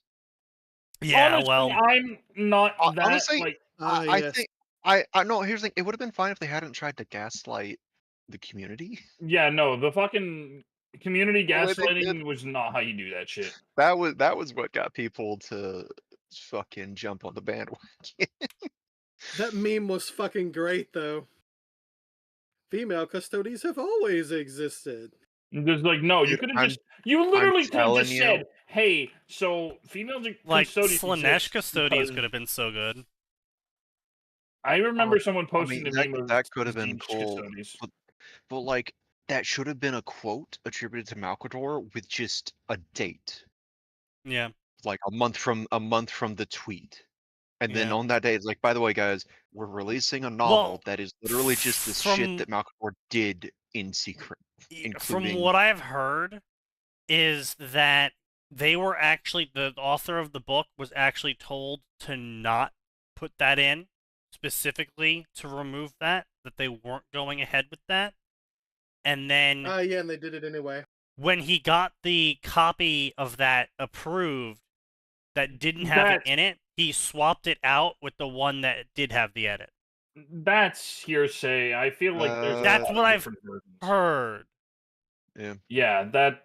I still think it would have been fine if they just been like, if they pointed out that genetic engineering means we'll take whoever won't die from this procedure. I was gonna say, like, we 'Cause are at the end in of the day, desperate times. Gilliman decides. Oh yeah, that no, they're- absolutely. Like, They issue a they commandment. look the exact same. That's what genetic engineering does. yeah, They're I going to think all look the same. I think that's what my biggest issue is because people are like, oh well, you know, there should be women custodians. It's like you realize they'll look the exact same, right? You But, like- realize they will not have boobs. They will not have the ass. They will be the same slab of meat as every other slab of meat superhuman created in this project. Like, they're not With- going to be with special. They won't have visual tells. They're Yeah, not with non-functioning parts, if there are any remaining after Right. the procedures. exactly. It's like, I'm sorry, but it's just like you realize that this is going to be like a like they're not going to act like women. They're not going to take off their helmet and girl boss all over the place because they're going to have the exact same brainwash training that the rest of the custodies have. They're going to have the exact same fucking opinions the rest of the custodies are going to have. They're going to have literally like there's no one that's going to be telling them that they're because they're women they can't do this, and so they got to rise above the rest of the custodies and girl boss all over the place. Anyone saying that to custodies is about to be fucking shot by the local commissar. Like, Yeah. Yes. Why are custodians we have arguing to- about you- female custodies? We're saying that people Um, are trying to force female custodies and that they're really stupid for doing so because they're going to result in this exact same thing as a male custodies, which is a giant, good-looking brick. To Yeah. be clear, it's a giant, good-looking brick with no primary sexual characteristics.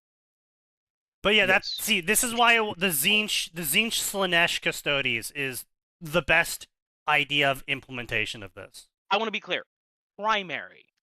Like, to be clear, Space Marines do not have a cock and balls. Those Yes. are gone. Yep. Presumably custodies are the same, so. Yes.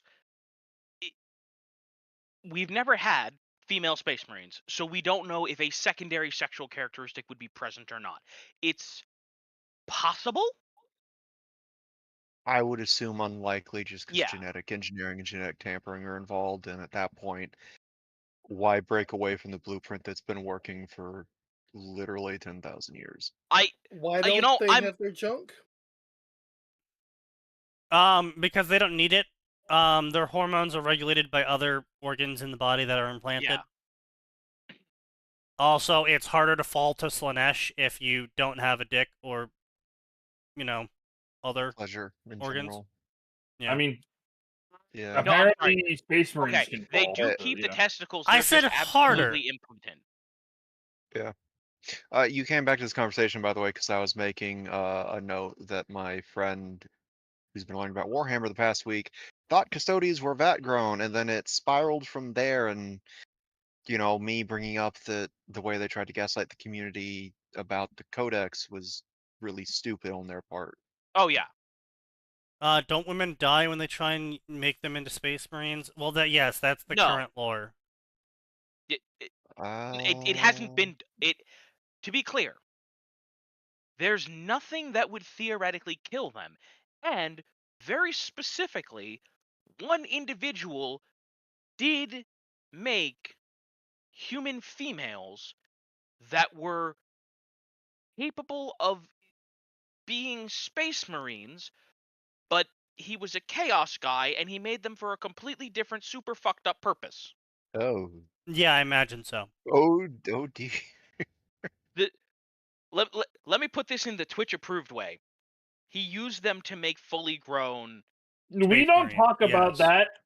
Chaos Marines. Yes, we do not I talk figured as about much, that. yeah. We Yeah. should not talk about the thing Well, that I'm not no, going to say. he used them in the Dragon Age Origins way, that they spawn Darkspawn. Can I say the name of the thing so people will? No. No. Demoncobula? Listen, just It's hard to pronounce. Don't worry about it. it's hard to pronounce. You don't want to look it up. It's incredibly fucked up. It's one of the weirdest fucking things 40k ever put in there. It's in the Uriel Ventures books if you really want to read it.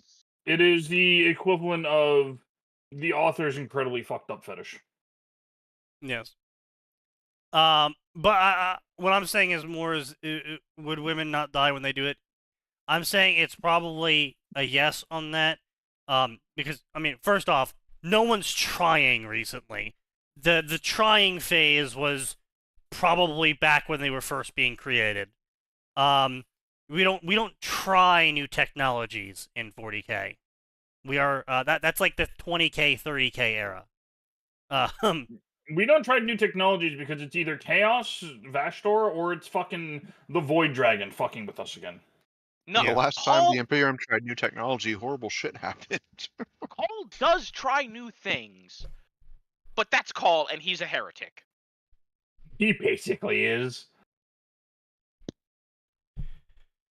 But anyway, point considered human anymore. Point being though is that no one tries, but if they did try, the men are already dying in droves trying to become Space Marines. Yeah, women would die at the same rate of every other aspirant, I assume. Well, probably even higher because, we already have Marine stats from the U.S. Army, or U.S. Navy, I guess. What branch are they even fucking part of these days? Is that the Marine? The Navy, right? Navy. It's the Navy. No, this is just a set of biological augmentations. Like I want to be clear. The surgeries themselves are very safe. The issue is when is either organ rejection or things not growing correctly. Like they would die at the same rate at every other aspirant, which is a fucking lot. Well, I was more gonna point to how we have data from the U.S. Marines in where men and women running the exact same exercise course has women taking injuries at a 45% greater rate, and no, it's way higher. No, sorry. The men get injured like 20% of the time, and women get injured on it like 80% of the time. And then the injuries that the women receive from the course is like far more significant than the injuries that the as men far receive. as that goes, then yes, it's possible that they would be dying at a rate greater than regular aspirants in actual aspirant training. Duties, But yeah. but as far as the augmentation of them Right. goes, it really wouldn't make a difference. To be clear, right? All of those surgeries have a relatively high failure rate, but that comes from, hey, The cool, surgery we themselves, yeah. stuck a second heart in you. Let's hope that takes. Yeah. But yeah, that's more what I mean. It sort of becomes like a whole resource issue then. Because it's like, okay, if we can, because we have infinite people to recruit from. If we can recruit 1,000 more men Marines who are going to die at a lesser rate than 500 men and 500 women Marines. I was gonna say it's less expensive than just making more Sisters of Battle or just hiring more guardsmen. Yeah. Which one thing I did check, by the way, because I know you actually got mad about this, so I did look into it. Oh, I you was did? Curious. Nice. So, first of all, the Sisters Power Armor is based off of regular Marine armor. Right. But A1, it's scaled down, Right. which makes it less costly. 2, Sisters of Battle are more common than Space Marines. Yes. But only on the percentage of compared to Space Marines. They are still hilariously outnumbered by things Oh, yeah, like yeah. I imagine. Yeah. Well, no one's more numerous than the Guard. No, I know, but it's not right. It's not like there's 10,000 Space Marines and 100,000 Sisters and 1,000,000 Guardsmen. It's like there's 10,000 Space Marines and like 30,000 Sisters and then 1,000,000 Guardsmen. And it's just for the Sisters, because it actually part of it has to do with the square cube issues. Right. Yeah. Because Sisters are so much smaller, you actually can use less of the expensive materials and still get a proportionally similar effect for a baseline human. But you're also not deploying the Sisters like you would deploy the U.S. Army. Yes. Most of the time, Sisters of Battle are not in active deployment. Sisters of Battle are generally used in a defensive deployment. They're usually on barracks duty, for want of a better term. They're stationed on shrine worlds or worlds where important religious thingy-majigger happens. And they're there to keep the holy relics safe. And they're not charged with protecting the populace. They're actually charged with keep the relic safe. If you can help the populace, cool, but keep the fucking relic safe. Right, exactly. Yeah, they're not being forward deployed yet. Yeah, so it's just a couple of factors basically. But I mean, it's like even at the end of the day, even with all that, it's kind of just like, okay, well, yes, women are recruited into the Guard too, but yeah. When everything kills the Guard, it's really not a case of, oh, but men will survive longer. It's like, yeah, but everyone just died, so didn't really matter if they were men or women. fun statistical fact from, I think it's like the 5th edition codex. A guardsman, an average guardsman's lifespan in combat is 8 hours. To be clear, that's not. There's a bunch of stupid, dumb motherfuckers out there who are like, guardsmen have a survival rate of 8 hours. I'm like, no, it's 8 combat hours, you dumbass. Yeah. Which, don't get me wrong, still horrifically terrible compared to modern militaries. Yes. But yeah. It's not like you've been conscripted into the Imperial Guard and you left boot camp. 8 hours later. Yeah. Yeah, you'll have little Timmy fucking lying about his age to sign up, and then he dies in a fucking ditch. Because grimdark. I mean, that does happen. Isn't the number one cause of death for guardsmen friendly fire? Like no, we shut not even no. Yeah. Commissars die a lot. That's usually because the people that are like the asshole commissars are just like, I want to shoot people, and I don't care how long it takes to get there. And then they fucking. And then when they get there, suddenly the commissar unfortunately takes glancing blows from a corrupted laser, totally corrupted laser. Yeah. Believe me. Oops. That's one of those problems with 40K is that you have books like the Kane books and the Gaunt books where the commissars are. It's like, listen, if you want to be Mr. Gung Ho Murder Commissar, you can, but that's a fantastic way to become a statistic.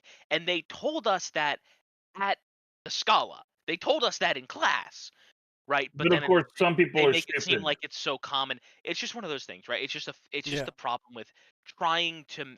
This is one of the problems that 40K has had for quite some time, where they are trying to make good people in bad situations. So obviously you can't have your heroic commissar be willing to just murder people at the drop of a hat.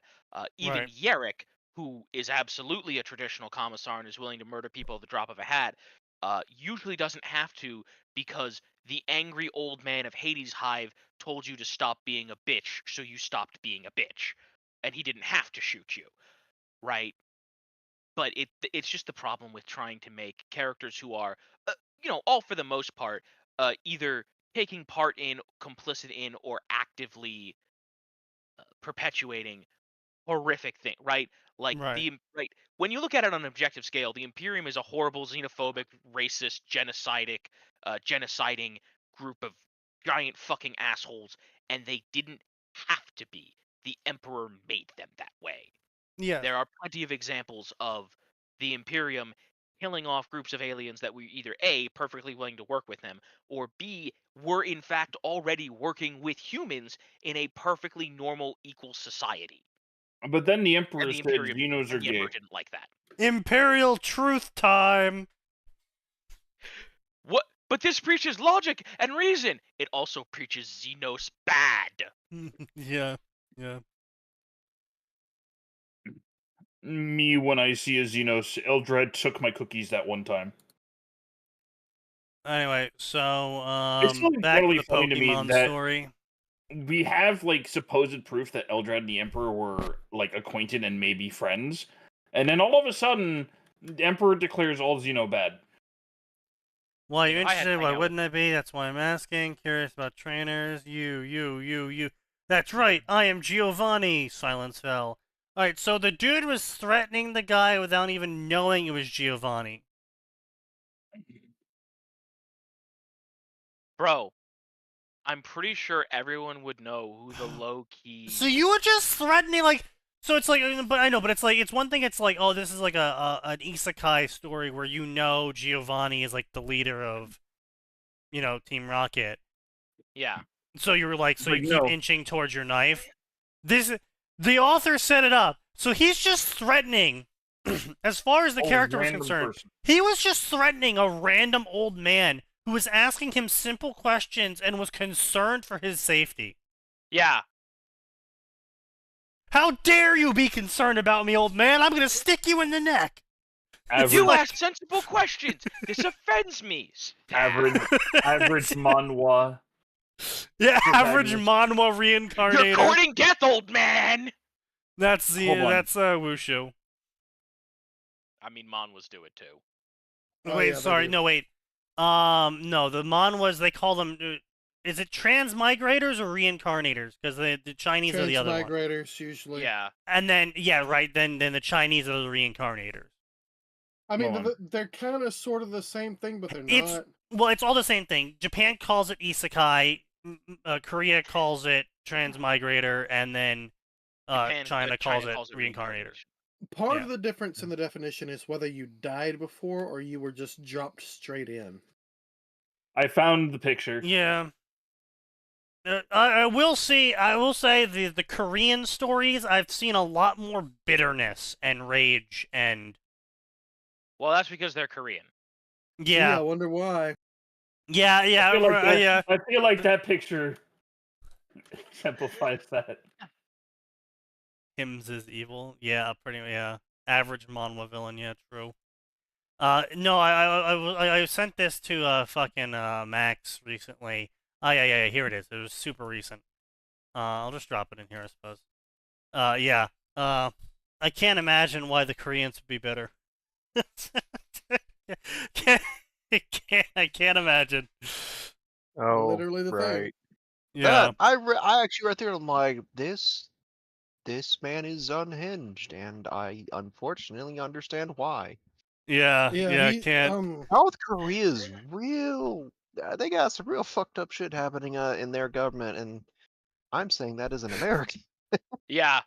I was gonna Like, say, it's y'all not think that he's America's bad. unhinged. He only sounds unhinged to us because what he's having there is a logical reaction to finding out that a lot of his government was involved in a conspiracy to see him and everyone like him fucked over. Yeah. They're Oh, like right, the I forgot Chinese, about but that. somehow more incompetent. No, it's not incompetence, dude. Oh. It was 100% Mm. malicious action by a cult of suicidal feminists. Literal death cult. Yeah. Who infiltrated several positions of authority Which is over why the Like, course of oh, like what 20 No, or 30 no, years? not several. Nearly all of them. Nearly all of them, all the way to the fucking Oh. top. Yeah. Okay. Like leader of Korea, South Korea, excuse me, confirmed member of the 8 goddesses. Yeah. I can't believe all it took for this to come to light was one of them fucking up with Yeah. a post they made, or like, it's like, wow, you Yep. guys were literally 2 steps from achieving your plan, And then they bragged. and then you slam the door open. Oh yeah, Yeah, did you pretty much. guys Ran their mouth. did you guys not know about this? Yeah. So like years ago, we're talking like 2016, I think. 2014, I want to say. Yeah, and 2014, 2016-ish, yeah. Mid 2010s, Yeah. thereabouts. Around that point in time. I specifically remember still hearing about relevant. it after I got out of college, so I think it was after 2014. I could But be wrong. anyway, point being though is basically what happened is the leader of South Korea died, and then the police revealed that it wasn't a suicide, it was a murder, which then revealed one of the people in the 8 Goddess cult, which then caused the cascade failure of them trying to cover up the 8 Goddess cult, which then revealed all the other members, which then revealed that a majority of the South Korean government had been subverted by a giant death cult of feminists who were trying to kill all men in South Korea. And none of this is made up. It sounds like a shitty manhwa plot. It's real. It's Which all is why true. you might see some of the manhwas And- that act like this. And the worst part was, it was forgotten about by a majority of the world a week later. I mean, that's Well, just how the because- news cycle goes. And but that's the thing though, right? Like nothing really ever came of it. Yeah, like some of the people got arrested, but a majority of the government positions were still controlled by the 8 Goddess cult. And it's just like nothing was ever done about it because they controlled most of the government already. So they just basically stonewalled it forever. Yeah, the crazy shit they were talking about was things like keeping men from breeding, having women selectively breed the Korean chads, stealing money from and using normal Korean men as their pay pigs, shit like that. All the worst things. Yeah, men you having see a in the curfew, West. men being concentrated into single locations. Yup. Like, Used as genuinely slave fucking labor. Yeah. Like the crazy shit you see on Twitter, they really want to do, and they were all well on the way to doing it, and are still on the way to doing it. They're still on the way to doing it because, like I said, the majority of them were never taken out of the government. Right. And so that's what prompted this guy to post his absolutely unhinged, reasonable man in an unreasonable world post, where he is going to try and, I guess, Civil War Korea now. Again. I think his is more internet civil war. Yeah. Like it talks a lot about taking over various factions of the internet, Discord servers, etc. But he ain't talking about any real physical. He's trying to do a propaganda yet. war against them because he's trying to build up public support against them. Like it was the Nazis' Operation Barbados or something? Yes. No. The problem is that this Operation... batshit. this makes batshit insane feminists look justified. Yeah, but the problem with that is they're still batshit insane feminists, and they deserve everything that happens to them. So unfortunately, it's one of those cases where he is completely right in this case, where he absolutely needs to win the PR war first, because if he tries to do any sort of movement without winning the PR war first, it is going to come off as him just being unhinged with no basis. So he's got to convince everyone around him that he ain't unhinged. Yeah. Well, I mean, we know that because we know about all the fucking backstory, but a majority of people have no fucking idea about this. But now this post is going viral everywhere, and so people who have no idea about what preceded this think he's just a fucking insane man. Yeah, think he's just some insane incel. Yeah. Because, I mean, yes, to an outside person, that's what he looks like. And then you do a little research, and suddenly it all makes sense. Well, more sense. Yeah. Let's see. Where's that story? I hear. No, that's the Generalist Master. Hold on. Where's that story? That fucking tension post that said he was a fucking bass. Tension. Here we go. All that glitters.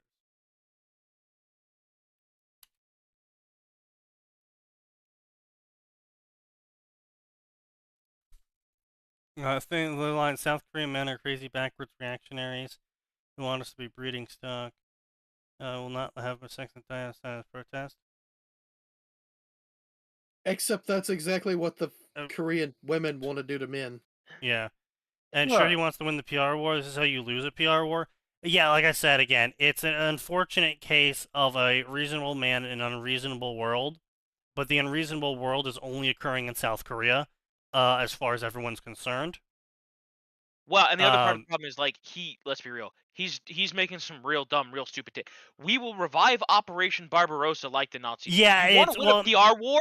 It doesn't matter how right you are. No, but the problem there is that the Asiatic countries have a far different take on Hitler. No, I know they do, but I know they do. But that's part of the problem is he didn't research his audience. Like, here's the thing. I was expecting this to be a fucking... His audience is supposed to be the South Koreans. This wasn't like a post to the world. Someone saw it in South Korea, translated it, and posted it to the world. Right, but he knew specifically that he needed to go and talk to Western media, and then made that post. Like, yeah, that's fair.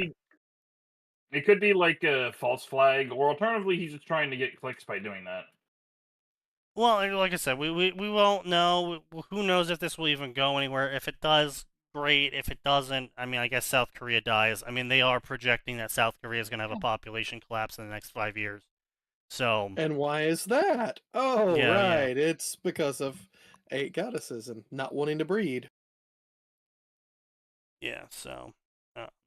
Well, I mean, it's not just not wanting to breed, it's wanting to just use men as wallets. There's pay pigs, yes. Yes, because the jungles of the Amazons worked so well last time.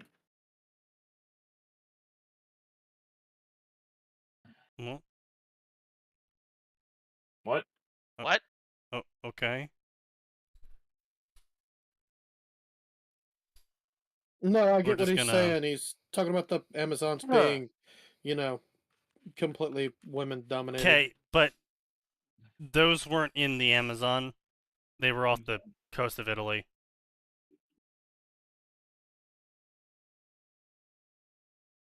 Also, theoretical civilization. Theoretical, yeah. It's like, let's base our society off this theoretical society. What could go wrong, dude? But, communism. Anyway, so Giovanni, why does the Diglett line come out of the ground?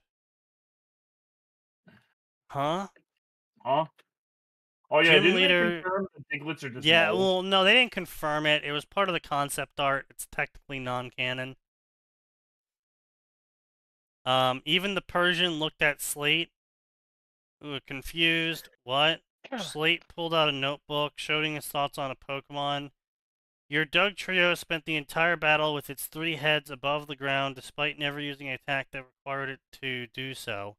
So why not have it stay underground for the entire battle to strike while exposing itself? Are they called heads, or are they protuberances that are used as decoys while the real body is underground? If they are, do you have any idea what the hunted the Diglett line to encourage this physical camouflage? On and on Slate went, pointing out various questions and observations about Giovanni's and his opponent's Pokemon. Where do war turtles produce the water they expel? Oh my god, he's trying to method of rationality this? Yeah, it's fucking stupid. Pokemon is explicitly not rational. In many such cases. Why do the Nidoran lines only breed during their middle evolution and not their final one? Why are Onyxes so weak defensively? Okay, well, Onyxes are weak defensively because they're a bunch of fucking rocks held together by telekinetic fuck you. That's why. Any other stupid questions?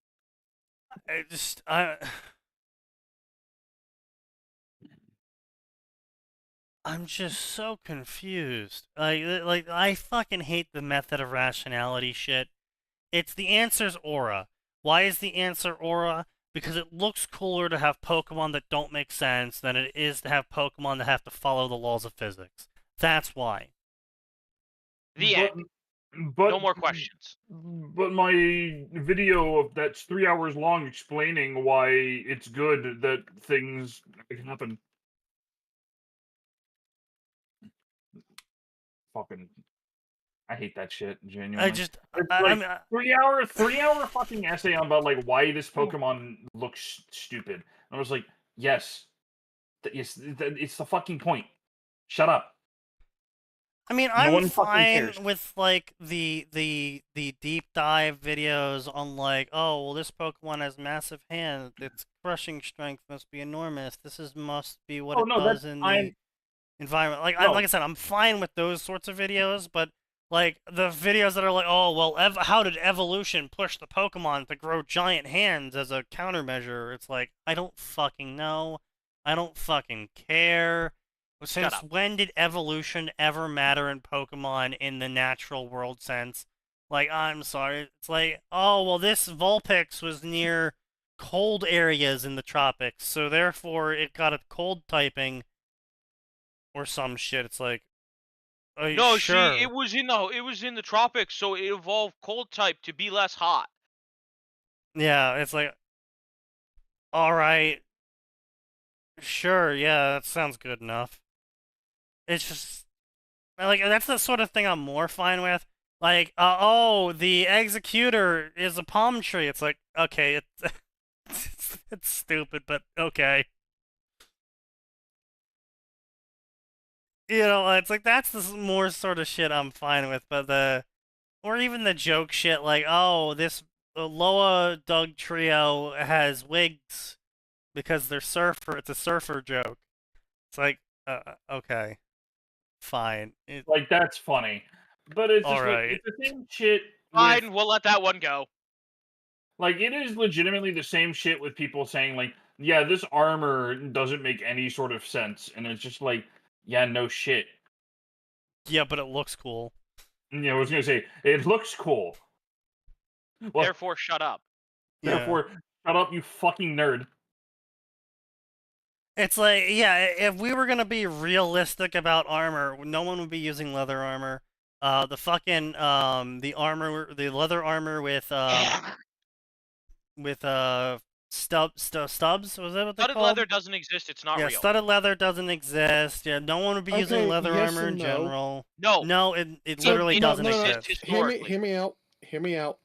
The studded part was actually connectors for things they put on the armor, except that got ripped off, so the people looking at it go, no, it must have been studded. Studded leather never existed. No, studded leather never existed. You're right.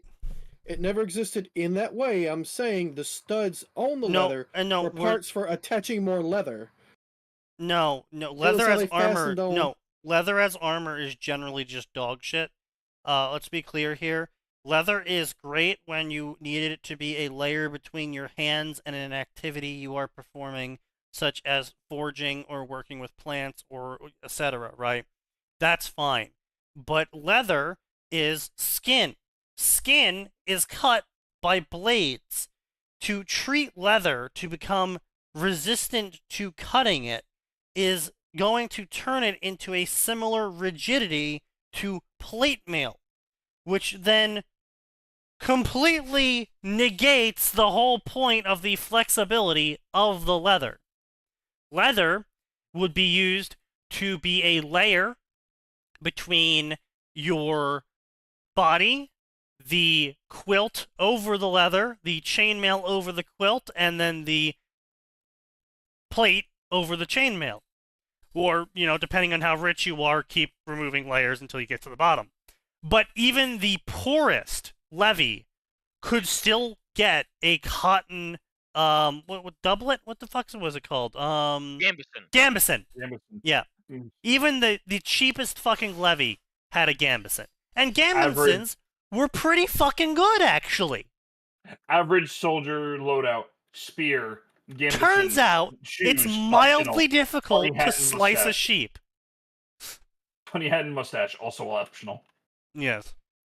But, leather in of itself was never used as armor. It's completely worthless as armor. Any sort of method you could attach to the leather to form it into armor is useless. It is, however, a great connector. It is, however, a great layer. But in of itself, the leather is useless as armor. Yes, there were studs on the leather so they could put plates of metal on them to create brigadines. But that is not studded leather, and it would not have enough studs in it for you to mistake it as some sort of armor attempt. That's what I was getting at, with the point being the people who looked at it, where they saw that the metal had been pulled off and went, oh, it must be studded, were morons. No, it just looks cool. No, literally studded leather. We literally have Gary Gygax's words on this as to why he puts studded leather into D&D. Because it looks cool. Yes. God quite damn literally. Gygax. It was nothing to do with history, and people looked at it and thought it was real. It was quite literally, he looked at leather, said, no, it'd be cooler, metal studs in it. We can make that be the transition point between leather and medium armor.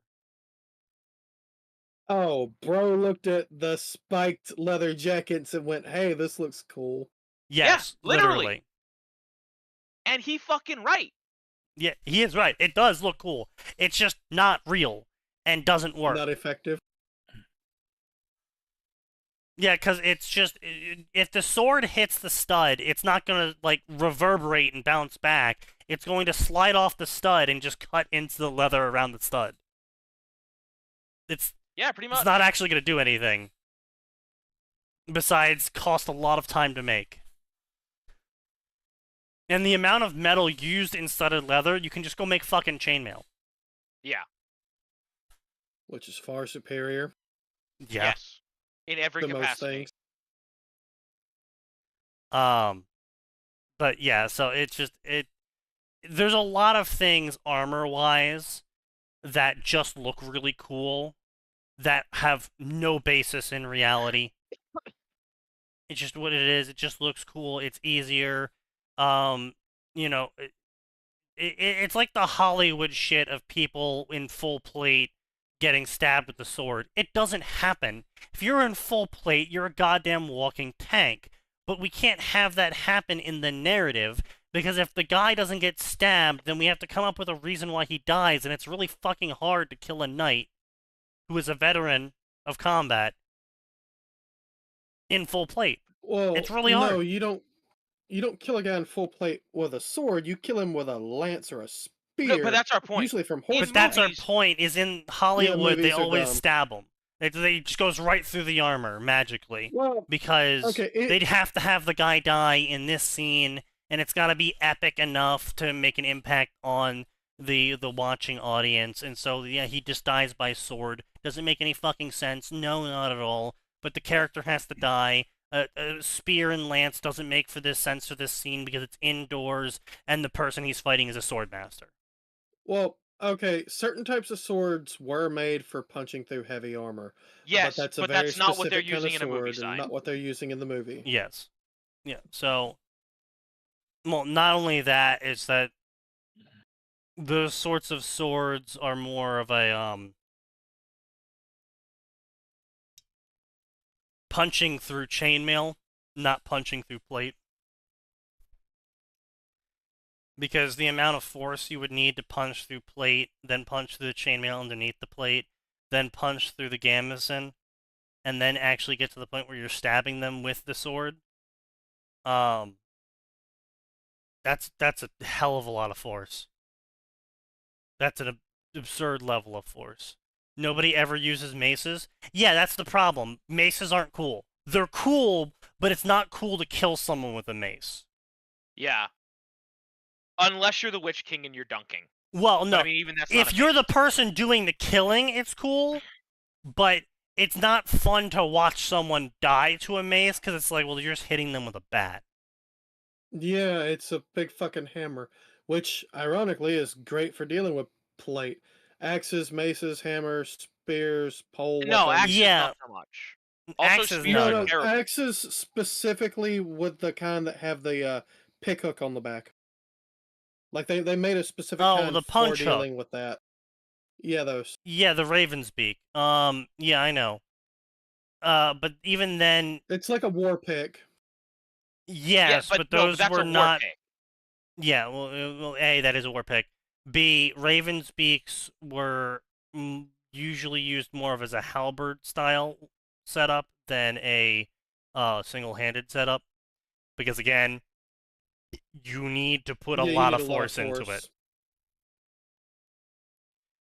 Don't get me wrong, halberds were hilariously effective. It's just way harder to train someone how to use a halberd than it was. Also, halberds used way more metal than a spear. Oh yeah. So despite their extreme effectiveness, yeah.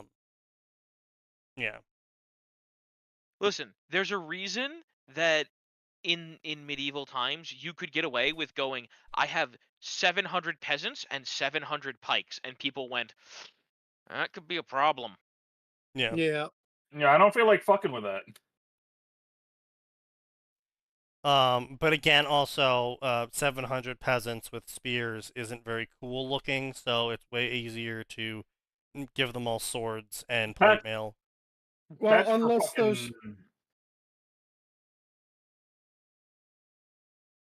And by the way, notes, I'm not talking about cool to us, I'm talking about cool to the average retard who doesn't understand melee combat. Yeah, those peasants... Yeah, the would peasants. Look a lot cooler if they were defending something like, there's a few movies where they've done it where they just rally a peasant army, put spears in them in their hands, and it's heroic because they face down, the invading army. Yeah, and they face down impossible odds when in reality, yeah, it wasn't really that bad. Like, what was the fucking death rate on medieval battlefields? It was only like 1 in 5? It depends when and where you were. Yeah, sure, but I'm talking about like the average like battle that would take place. It would be like in this example simulation, 1,000 versus 1,000. The battle would stop after like 200 people died. Yeah. Like in total, not like 200 people on one side. There's like in total 200 people dying. Like, neither side wanted to A, lose all of their forces, or B, kill all of their enemies' forces, because those peasants you're killing, they still need to go back and, till the farm. Yeah. If you kill all the peasants, then you don't have food anymore. Congrats, you have the land, but what are you going to do with it? I'll import my till the land for you. Well, shit, you needed those peasants, didn't you? Yeah, honestly, I feel like cities back in the day were less congregation of resources and more just human garrison points, so they could redeploy people out into the rural areas whenever they got depopulated.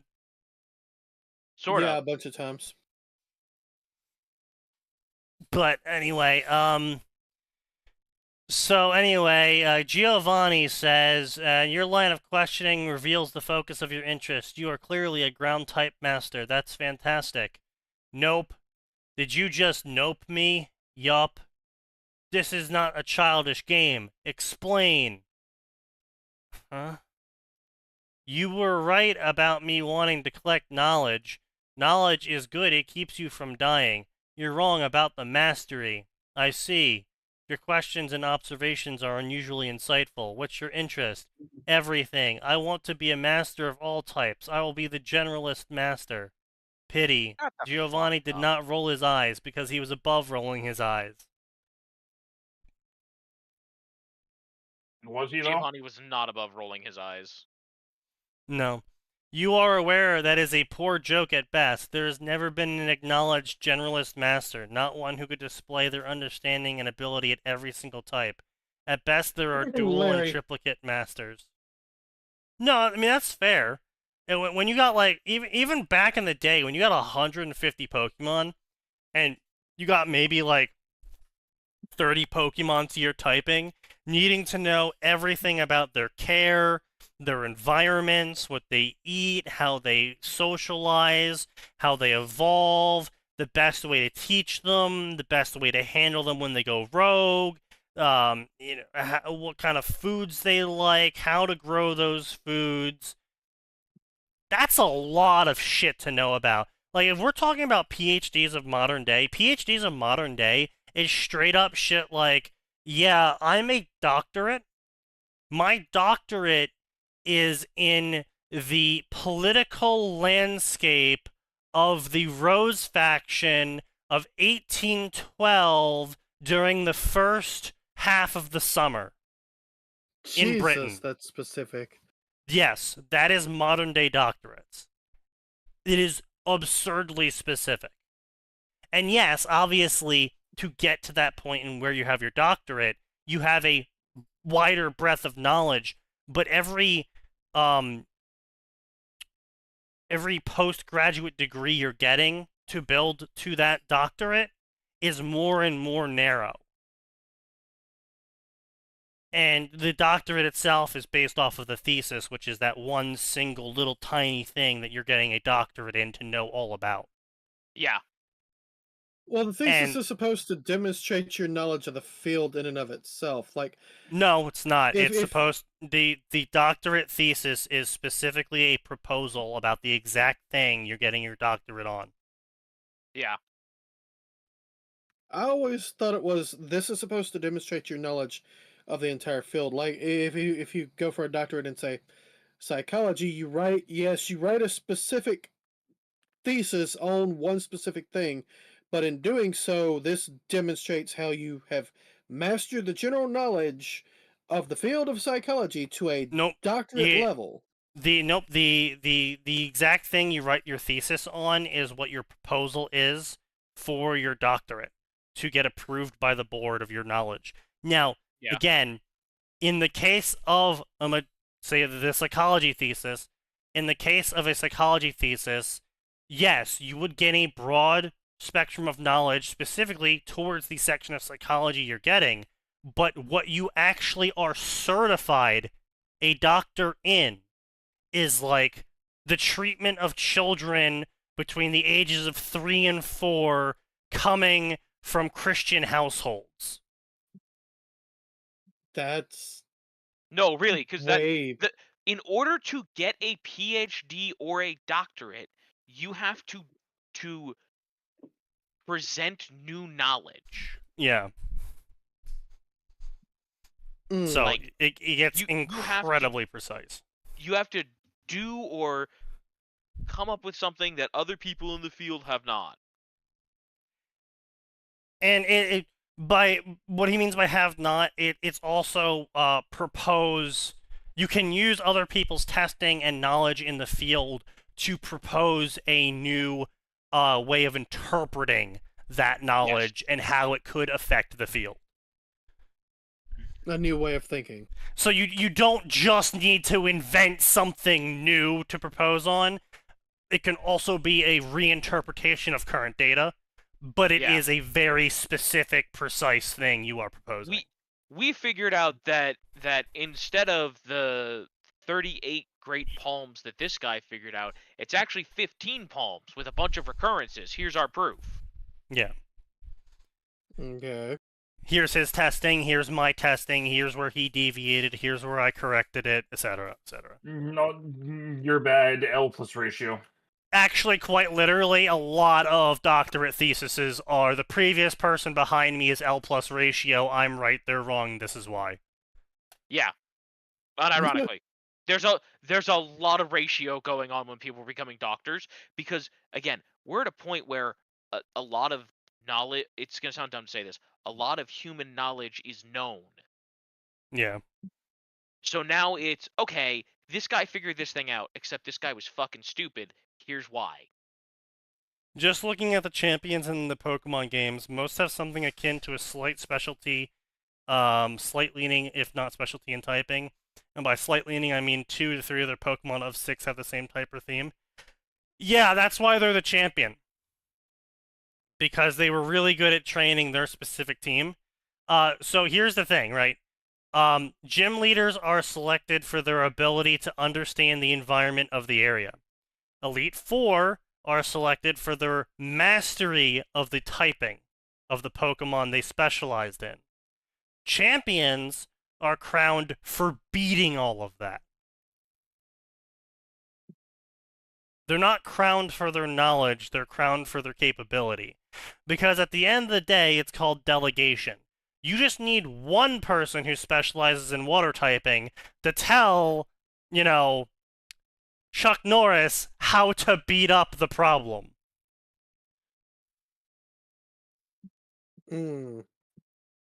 So yeah, champions don't actually need to be a master of a particular typing. They just need to be the strongest in terms of the ability to train their Pokemon.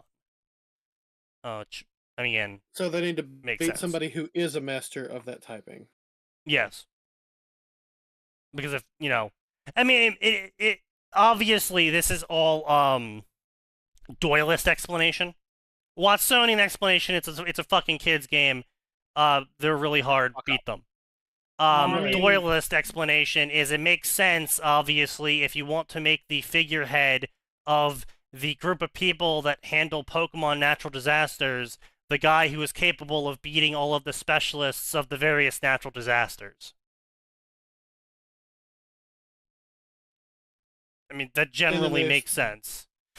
And then there's the position you get for beating that person. No, that is the position I just said, the champion. The leader of the Elite Four isn't actually a specialist. It's just someone who's really good at training their Pokemon. It's someone who knows what they're doing. So I guess you could technically call them a specialist, but what they specialize in is their team. Yeah. They can't tell you the Tyranitar's mating ritual or their migration pattern, but they can tell you how to kick the shit out of one. And most of those masters, don't they tend to, you know, just use whatever works or whatever is the strongest? No, because the Elite Four, all of themselves, are themed still. Like, this is the fighting Elite Four master. This is the fighting gym. They know all there is to know about fighting Pokemon to the utmost level. Because if there's ever a situation where, like, I don't know, a Machop takes fucking drugs, goes out of its mind, and starts beating up random people in the middle of a mall, they would need to know. Yeah, they would need to know, you know, how to handle it. What's the best way to handle it? How to, you know, minimize casualties?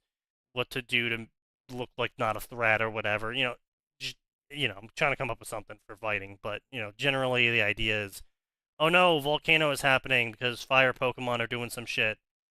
Get the fire gym leader here. You get the fire gym leader here. How do we handle the volcano? What do and do we not do to the volcano to stop this? I was more pointing out champions aren't removed from the specialty gimmick or have a leaning. No, I mean, you're right. But again, it's just Doyleist explanation. I mean, obviously, people have preferences. I like grass types. Now, I might not know everything about grass types, but I can train my team, which has mostly grass types on it, pretty well. Because I liked grass types. I like dragons. I like to collect a bunch of dragons. Now, do I know the breeding methods and all that of every dragon and how to handle them? No, but I know my team really well. My dragon, strong.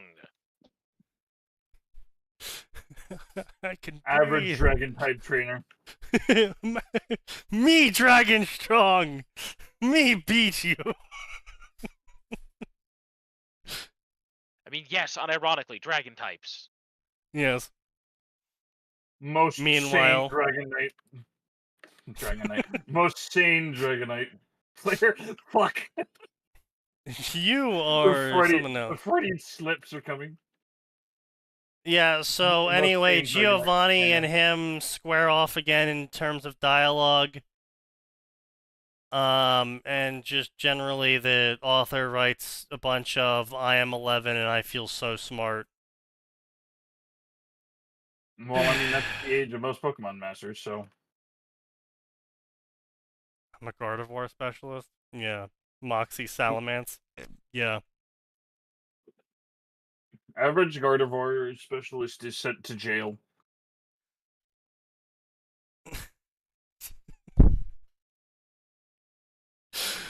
I won't say that out loud. Don't say it. Say it. So fucker. anyway, no. Naruto Bleach crossover. All that glitters. Summary. This is the summary. It says summary in the summary, just to let you know that it's a summary. But Sneaky, are we sure it's a summary? Oh, it says it right there. It could just be a synopsis. It could. Growing increasingly frustrated with his poor treatment. Ah, yes, of course. I too hate it when the villagers gather for their yearly riot and rape fest. Naruto finds himself almost reaching his boiling point at the academy. However, fate takes a turn when he turns into Konoha's substitute Shinigami. A Naruto harem story with heavy bashing. Yeah, sure, whatever. So garbage. First published on the 18th of October, updated as soon as October 21st. It has currently 4 chapters with 39,000 words in total, which does put it at a respectable 9.5k word chapter. Obviously, we will not be reading the entire chapter tonight or at all in the future because honestly, it's also marked as romance adventure. And Rukia is listed here, which obviously means it's a terrible story. He's not wrong. Come on, I like Rukia. Rukia's great. Name No, like one Rukia story over with Rukia listed as a character that was good. I can't. You I only have to literally need to name write one. it myself. Then write Don't. it, face. No, I'd rather not waste my time on Bleach. Yeah, that's fair. True. Real. Oh, come on. 1,000-Year Blood War's out. Fuck no. Well, I mean, okay, like 400 favorites. That's oof. Wow, Bleach Naruto section 400 favorites. Only 120 reviews. Put that emo retard in place. Okay. Uh-huh. What a great first review you just read there. Yep. Woo. It seems like a certain kitty is curious. Okay.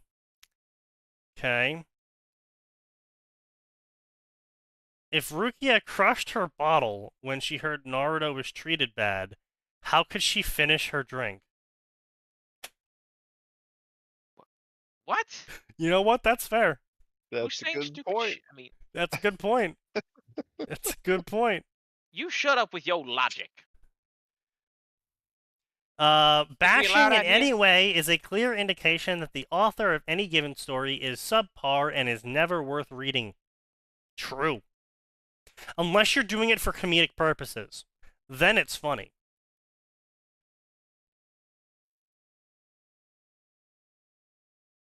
Don't give the author free out like that.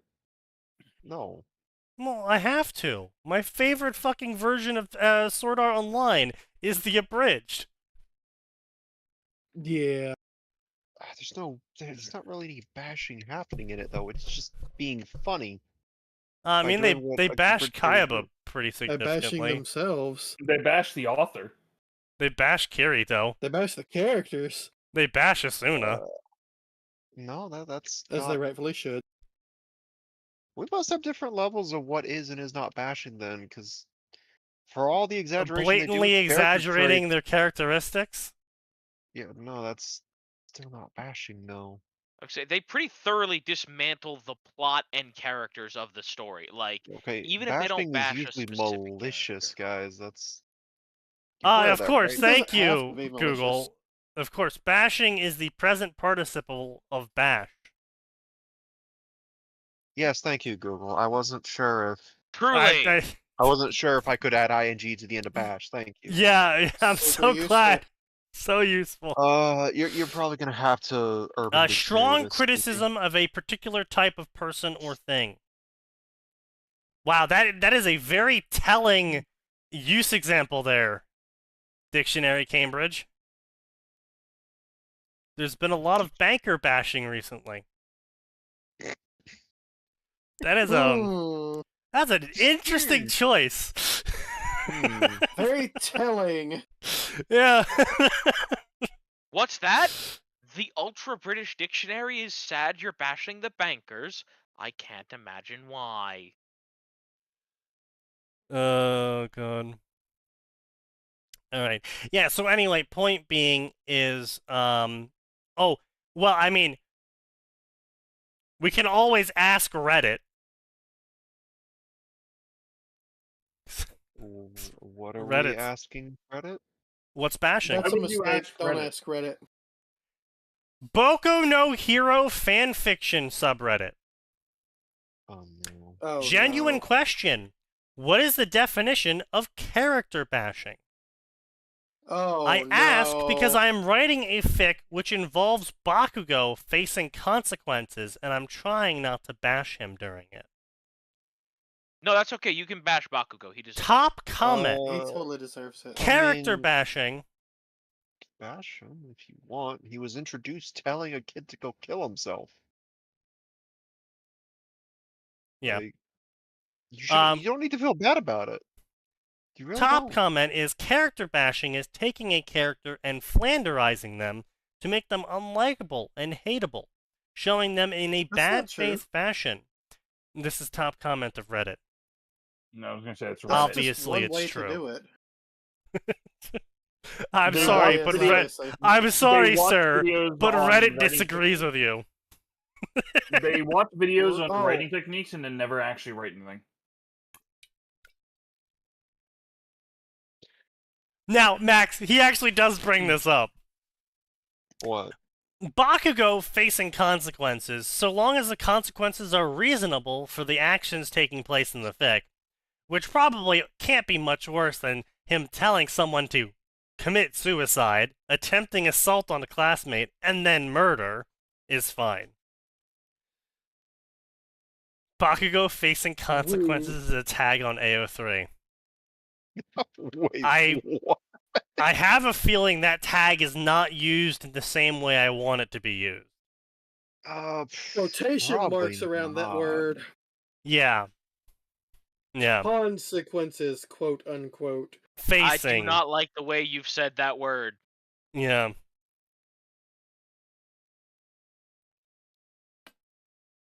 I'm sorry, why is Orihime... Oh my god. So, if you're gonna do a fusion world, I'm fine with the Bleach afterlife ending up in Naruto as part of a fusion world scenario where it was always that way, and Naruto just ends up as a substitute. Like, that's fine, because the Naruto world can exist alongside a magic fiction afterlife because we never see the Naruto afterlife. Yeah. Yeah. And we know something chills there, and we know there's some jackass calling himself a death god stealing people's souls, but yeah. we But don't get much past that. unfortunately, this looks to be a full fusion in which all of the characters, including all of the modern characters that live in the modern world with their modern parents, somehow made their way also into Naruto. Okay. You know, I expect there's a lot of headaches for paperwork. By the way, for having to deal with some of the bullshit the Naruto characters are capable of. Like, Minato shows up with only half his soul. It's like, how did you... Where's the rest of you? Bro shows up to Judgment with only half a soul. Excuse me? What? What is this? Wait a minute. What if Minato's in purgatory until the other half of his soul shows up? I'm sorry, I'm just imagining him showing up. Sorry, we can't judge you until your full soul has arrived. But I put half my soul in my kid. That's a you problem. Yeah, it sounds like a skill issue. Also, that's going in the book. That's going in the book. That's going in We'll the be adding that to your file. I'm sorry. I'm just imagining he shows up with half a soul, and someone there is just like, were you a ninja before you died? Yes. Pulls out a different book, slams it down. Pulls out significantly larger book. Yes. Please sign and read the above regulations. Different. The Book of Ninja Sins. That book's a much larger book. We have to keep adding things for you people. Well, you see, somebody learned how to summon the death god, and then things went kind of fucky-wucky. What does it mean here? I promise not to do. That would be great if the dude at the gate's like, hang on a second, checks corkboard. Oh, you're one of those motherfuckers with access to the... Okay. Alright. No, even better. For you. Even better. Wait a second, I recognize your face. Pulls it out from a file. You're on the Death God list. Alright, sorry, wrong book. Pulls book away. Bring it in, boys! And two guys come in carrying this, like, giant fucking... No, here's the thing. I imagine he's up there at the same time as his wife, and it's like, okay, we finally got done processing him. They haven't put any of the books away yet, and then she walks up. Name. Uzumaki. Fuck! Uzumaki. Fuck! Boys, leave the book out. Okay, that's not so good. And get the next 17 volumes. What does it mean? I promise not to play Will It Blend? Oh, the Uzumaki were such a problem. They got 17 additional volumes. Oh, absolutely. The Uzumaki truly are the Canada of the Naruto world. You aren't actually allowed to claim the title of Hokage in the afterlife if you didn't get your own book. True. You know what? That probably is true, actually. We had to make a new book for every Kage, because boy, they got creative. Boy, you people every are just generation. Horrible! I'm sorry, there's the first Raikage book, and then for the second Raikage book, they just stapled the first Raikage book into it.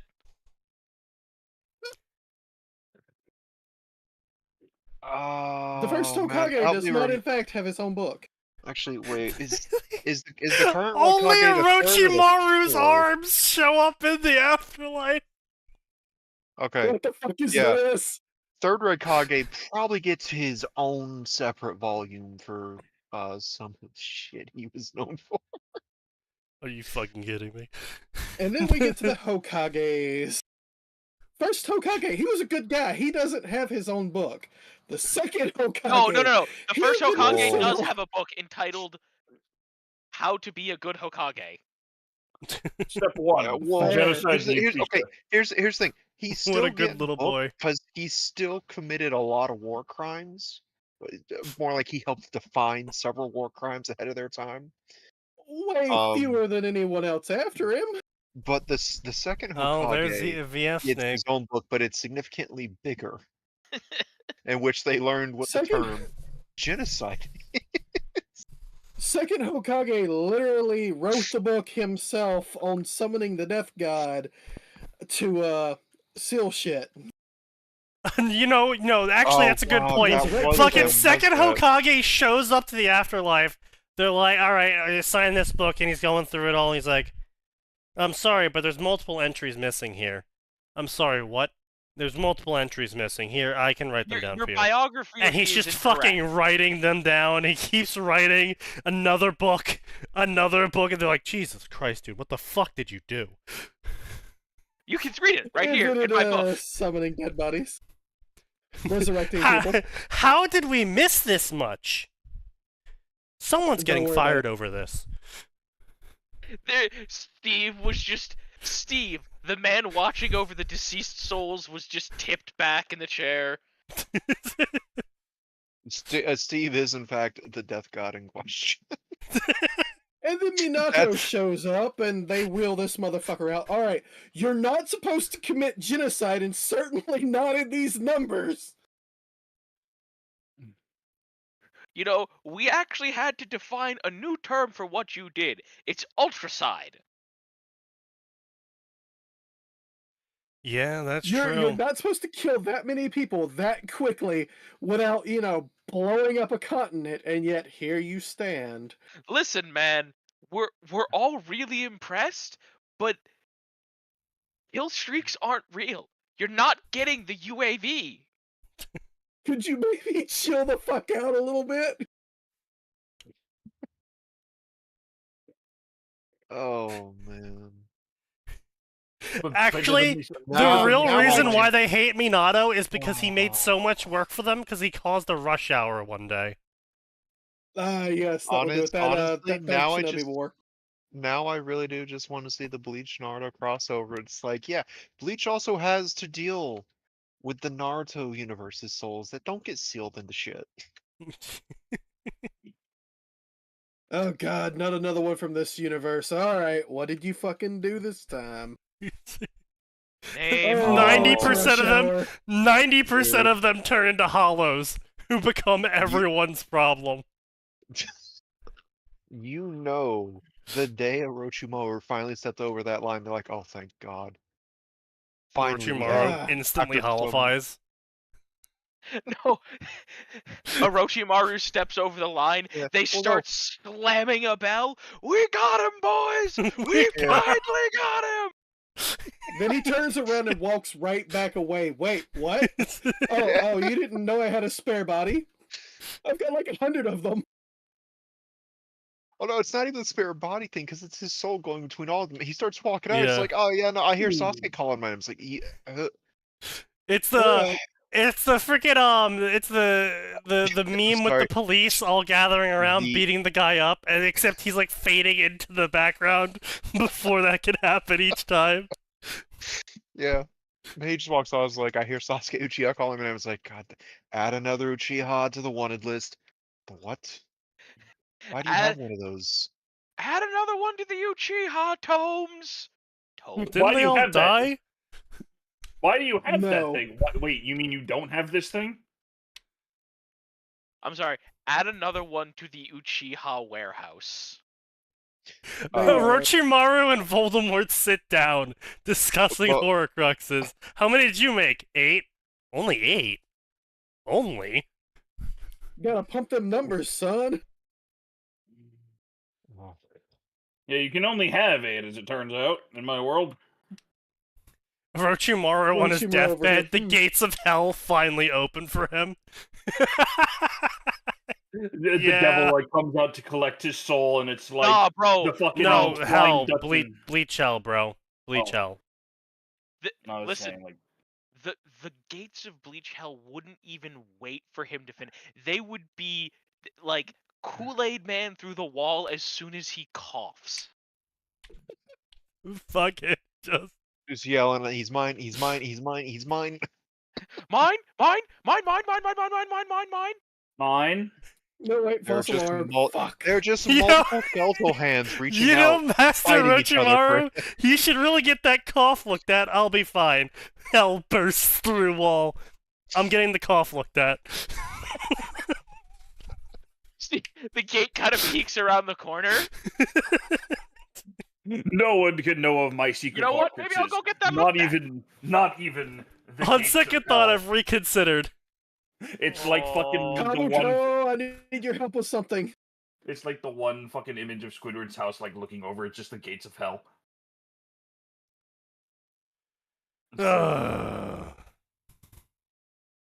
Yeah, please tell me you're adding Tatsuki and Orihime to the harem.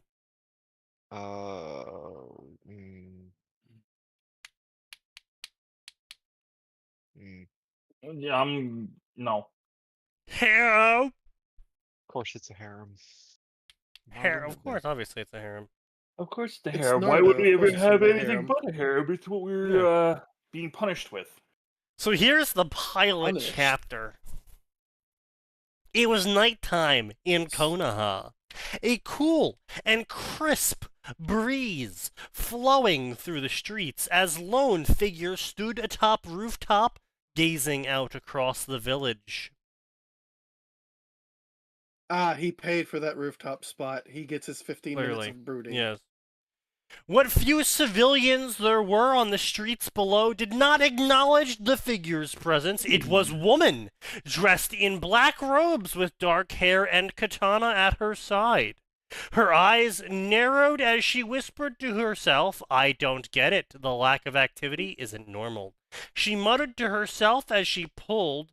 You already said she whispered to herself. Why the fuck is she not? She's saying it twice, obviously.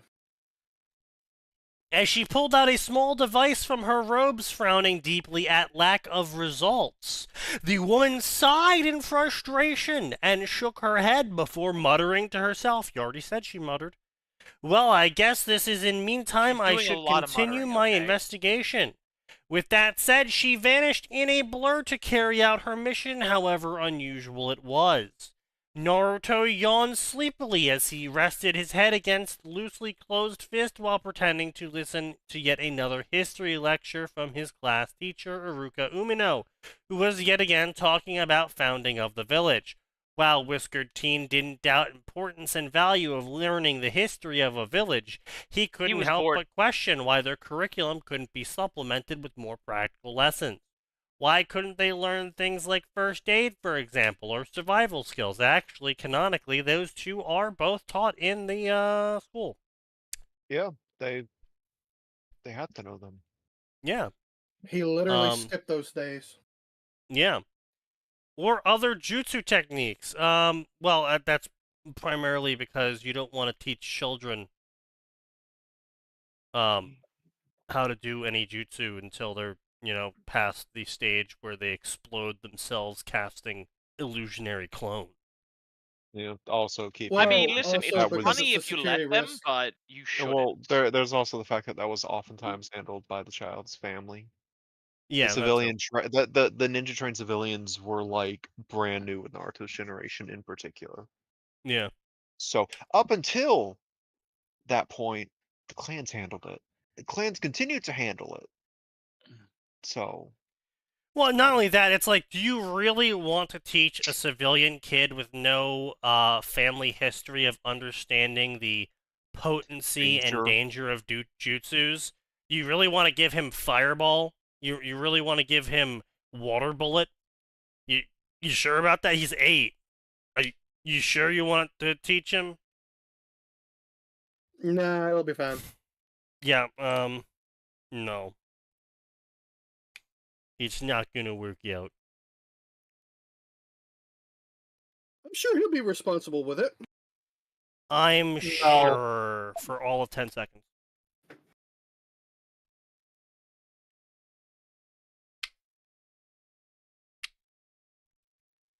Yeah. Anyway. 10 seconds how long it'll be before they start daring each other. Yeah, I bet I can make my water bullet go farther than your water bullet. Oh, there goes someone's head.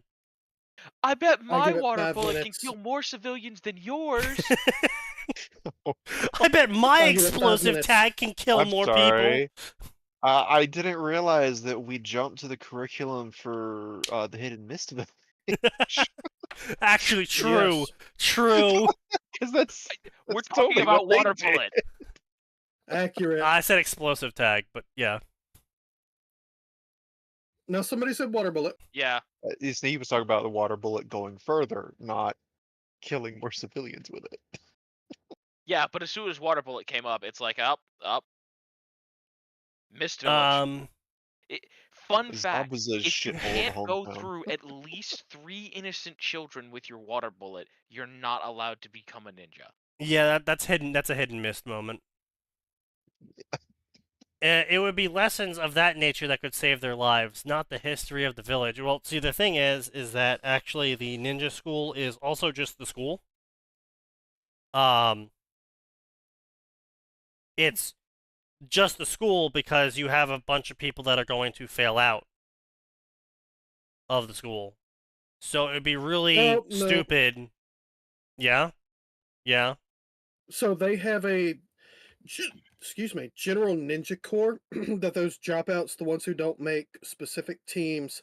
Yeah, and they're basically yes, and they're basically the National fucking Guard. Yep. Yeah, I know, but my point is that those sorts of people only go for a couple years before they probably just drop out and take their funds and to create a shop or some shit. Like, there's literally a reference in, yes, it is technically fan fiction because it was from a movie, but there is the Eternal Genin, who is specifically named for still being a Genin and not having dropped out. Yep, just a normal old dude doing his best. And so yes, there is the Chunin Corps and the Genin Corps who are just not special people who just kind of passed, but not really. And no, it is also they fulfilled general mission. Yeah, and it, also on top of that, you can fail out like without serving in the Genin Corps. Like you can just fail to become a ninja. Like it isn't like you can pass but not be special enough to get a sensei, but you can also just fail and not be accurate with your, kunai and not do the jutsus correctly and fail the written part. And they're not going to hire you on. It's sort of like how the US doesn't hire on people with lower than 80 IQ. As the ninja world really hasn't been able to figure out that line yet of when people become too incompetent, so they just have a test when they're children to see if they're even capable of the skills. Fair. But yeah, so that's why it would still be a school instead of, because if they just want the clans to teach them, then they just have the clans teach them. But because they're making it a public school that technically anyone can join, then it would make sense for it to still be a school to teach you a bunch of basic school things, and knowing your village's history is pretty important because then you know where you live and why you live there and why the things your village says are important. And yeah, I mean, obviously propaganda, but instills patriotism. Yeah, but it's like, it's still important to know because you kind of don't want to repeat history. Like if, your country's history was you had a really bad ruler who tried to take money from everyone until everyone was poor and he was the only rich guy. It'd be good to know to not try that because it doesn't work. Or if the Uchihas tried some shit at one point, maybe we should not let the Uchihas try some shit in the future? Well, generally not let people try shit in the future because they're kind of all dead, but According to the light novel, you had to pay tuition so you could get kicked out for not paying. There's a light novel of fucking Naruto? There are some light novels they made as like bridges between Naruto and Boruto, but I mean, maybe the light novel. Boruto one with the increased population had a tuition. I'm not sure. But I can't imagine the flunkies Yeah, like the I 1010, felt for like the example, got into the Ninja Academy as an orphan who was never adopted until she was like a yeah, their teenager. own scholarship, I think. Yeah. No, I thought it was like it's a military school, but in the classical sense of you're going in exchange for service, Yeah, that's what I'm not saying. you're paying to go. Yeah, that's what I'm It's saying. not like a boarding school. Oh, it's from Sakura's light novel, apparently. Oh, okay. In which Sakura has a light novel. Apparently. Yeah. Huh. In which it's revealed that one of the Anbu executives, his father dedicated his entire income to pay the tuition. And the father died as a result because the father needed medication that he was like, "Oh, fuck this, my kid comes first." Wow. What the fuck? Which Wait, how the absolute fuck are you an shut up. Anbu and not making them big bucks? No, the Anbu executive's father was paying Okay. tuition when the executive was a kid. Ah, I feel like that's okay, really that's so- dumb. Is you train someone a little bit, and if they graduate, they have guaranteed service, and if they don't graduate because they failed to pay the tuition, they still have the combat skills, but then get kicked out of the school. That I feel like that's Well, what's even crazier seems like is a liability. apparently, this yeah, Anbu executive was a former member of Root, which I'm kind of shocked they were Oof. just weren't like, "Hey, you were kind of the Anbu executive's father he was had a he- kid while he was part of Root. no, the Anbu Yeah, executive sounds. used to be part of Root, apparently. Oh Okay, well, yeah, okay, yeah, dad puts his kid through school, dies because he can't afford his own medication, and kid ends up being a part of Root. And from there yeah. to the Huh. Anbu because the Roots wasn't actually supposed to exist past the third Hokage's death, and no one apparently saw fit to inform Tsunade about it, which, boy, fuck the advisors for that, by the way. Yeah. The Sakura author has blatantly broke canon. Oh, totally. No, no, I'm not going to accept that as canon. That's just fucking retarded. That makes no sense. That's like, yeah, you have to pay to go to the army to get your boot camp training. But if you fail out of boot camp training, we're still gonna give you your gun and ammo, but you don't have to serve the mandatory 4 years. Well, yeah, but then Wait, Yeah, it that makes sounds it kind of even more sus. confusing because it's like, well, how are orphans affording this then? yeah. Also, the first and second Hokage founded this school. I really highly doubt that these two guys would be like, yeah, you know what we need to do? We need to bankrupt our own citizens to make them ninja. That's what neither of them would say. In fact, I'm pretty sure what they would say is someone would suggest that, and like, what the fuck do you think we have taxes for, guys? Yeah, like, Tobrima would be the sort of guy who would mug the clans to provide public schooling. Literally did. You know what? Yeah, you're right. He would. He'd be like, It's no, like, I No, this have is not more would, he efficient. did. I will beat all of you down and you will have to pay taxes. Like, people that's will die what before you. Tobrima would do. You will pay Yeah. taxes because I am the strongest, and I said you're paying taxes. Toby Rama, let's form a village. We can all pitch in and help together. Also, Toby Rama, let me introduce this concept I like to call taxes. No, no. Hashirama wanted to make the village. Toby Rama was like, "Hey, man, we can make some real cool improvements that I can't do because you're way too soft-hearted for your own good." Yeah. Wait, which one was the first to get? I thought that was Hiroshima.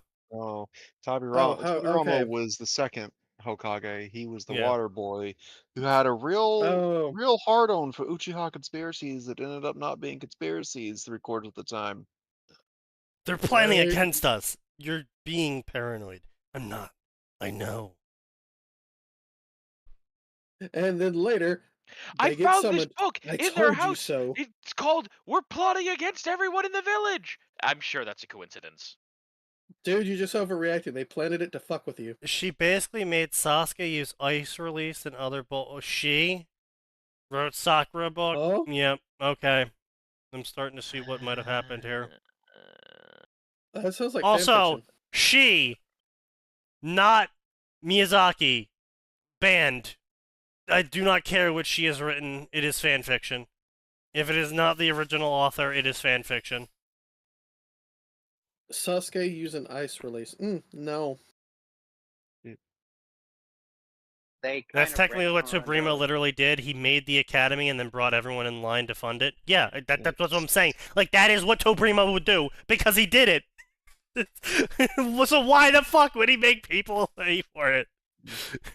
Well, I also think, I really like that, Hashirama and Tobirama were the ones to set up the Kage system, because they really set a good foot forward of like, you got to be really powerful to be the leader of a village.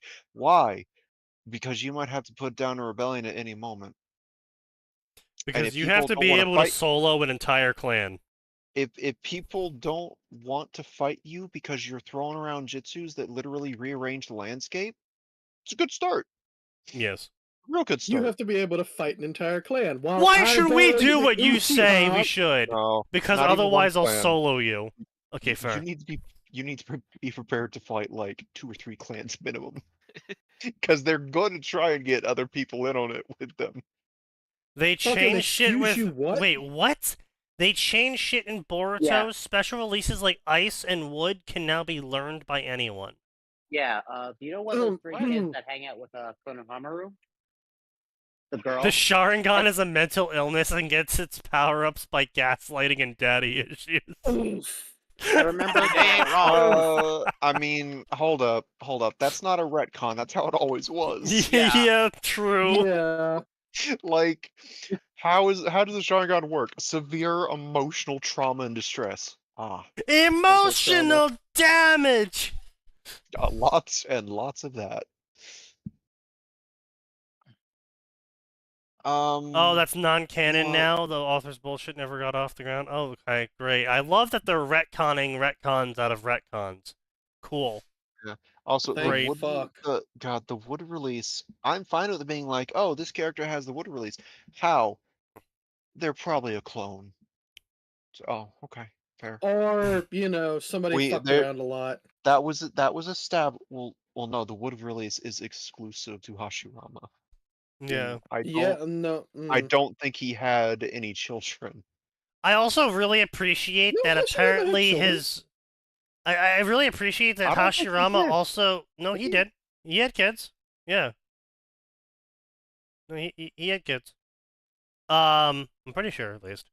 I also appreciate how Hashirama, he was such a vibe, he was such a mood, he was such a living mood, that his cells were universally compatible with everyone. You could just slap his fucking cells on you, and he was just a stem cell. Man was the typo of Naruto-verse. He was type Hashirama. Hashirama arm. Yeah. Slap Hashirama's spare arm on yourself. Now, that being said, if you slapped Hashirama cells on you, unless you were strong enough, it would just turn you into Hashirama. With you not being in control of your body anymore. No, I thought it made white Zetsus. No, it ate you.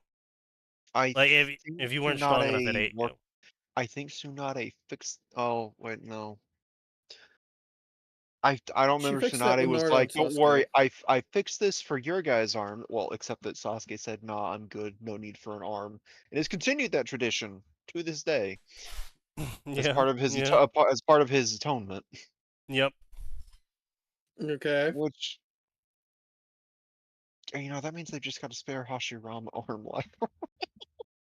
Yeah. Because I doubt they got rid of that. Because that's not. way too useful to just throw. It's like, You know where it's okay, going. do you know how much we spent on development for these two arms? It's gonna wind up on bolts. It's going somewhere. Idiot. Don't. God, I hope not. Maybe. Guarantee Naruto's son gets it. Oh yeah. Probably. Or maybe Salad. Salad? That's her name, right? Salad? Salad, Sarada. Sure, why not? Same thing, right? Or It's salad. Oh, speaking of bullshit in Naruto, Sneaky, Yeah. I think they finished releasing characters for the current Ultimate Ninja Storm game. Oh, why are they making a new one now? No, but well, the season pass 1 is over. God, I hope they're not going to make any more of those because this one is a step down from 4. But well, don't worry, they're making 6 more. One Kawaki's alternate form was released in the last few months. And it has something I don't think we've ever seen in the Ultimate Ninja Storm game, Sneaky. It has a full arena grab. No, you told me about this. Of course it does. Oh, did I? I didn't remember. Yeah, you complained about this to me already, yeah. I'm really glad that we've never played that game competitive because that shit's ass. Yeah, it almost killed Mitsuki. Yeah. Yeah, like I said, the Harashima cells are universally compatible, but if you're not strong enough, you get eaten. Oh, Donzo gets his hands on Hashirama, so I was like, yo, I'm gonna try this shit out. And then starts losing. I'm sorry. Himself.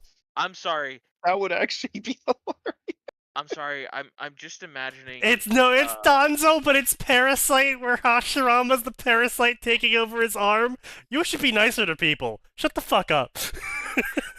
I'm gonna make you be nicer to people. You starts can't make choking. Me nicer. Yes, I can. Starts choking him out with his own hand. Stop it! Stop it! For added stupidity, the arm that he stuck it in is the arm that has all the Sharingan.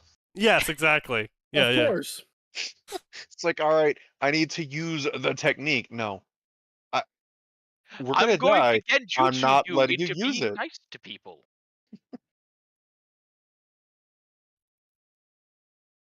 Oh god. Oh god. Also, I'm sorry, would but be an insufferable body. Yes. I'm sorry, but if at no point somebody has put those on and said it's time for me to throw hands, I'm very, very disappointed in the entire village.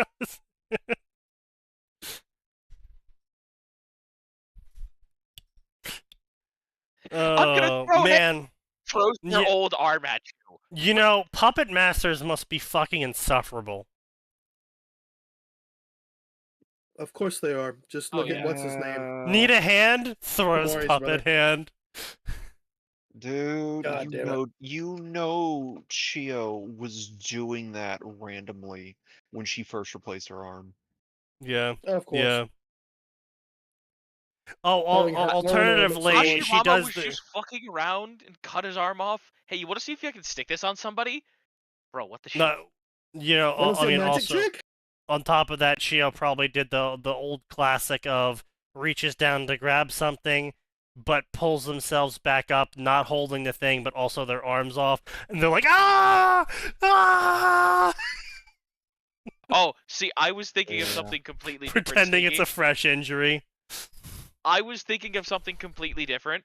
He goes, oh shoot, I dropped something. He takes an arm off and uses that arm to reach the arm down and grab something up. Yeah, she, but yes, that sounds like something yes, she I'm sorry, did. she. Just pop the arm off. Wait, you took your arm off? Well, I didn't want to bend over. Yeah, the absolute bullshit that is old people in Naruto, because she's another good example of like, wait, she's a ninja? Yeah, how'd she get to be this age? Keep in mind, she was working with a handicap because she had to use her puppeteering skills to also operate her artificial arm while also operating other god! Puppets 3 puppets at the same time. The author is doing the fucking really old Naruto trope of the academy is soft now, and the civilian council is sabotaging the academy.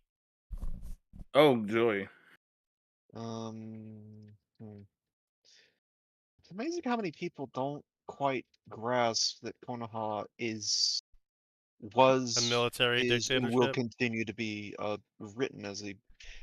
Yeah, no, that's been consistent in Kishimoto's writing of like the civilians don't get to decide shit aside from. Also, it's just like yeah, we're still on Scarface's fic. It's just also it's like there's a reason why people say but they're 12. Sometimes they're wrong, but in this case, he's fucking 12. I'm gonna read you guys a passage here, and tell me if this is a 12-year-old saying it. Was it the Hokage? Or was it left to the discretion of the teachers of their respective classes? Should he ask the Sandaime about it? While he wasn't aware of the pertaining laws, he was sure that not properly training or teaching academy students would be a major issue that must be addressed. Is he an isekai or some overachiever? I'm gonna be honest. Just Naruto. The moment you said the word discretion, I was like, nah, that's not Naruto. Well, not only not Naruto, it's not a fucking kid.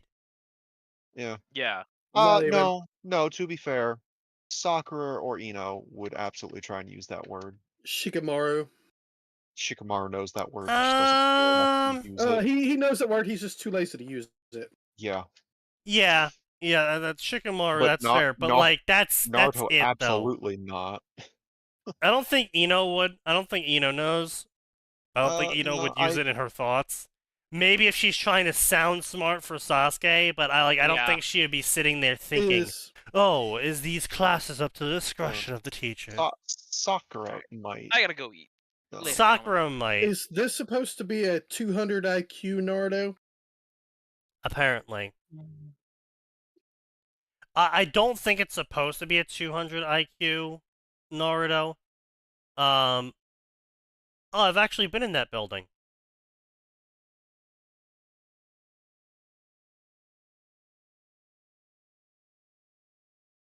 No, I'm just kidding. But I've seen buildings like that. I've been to buildings like that before.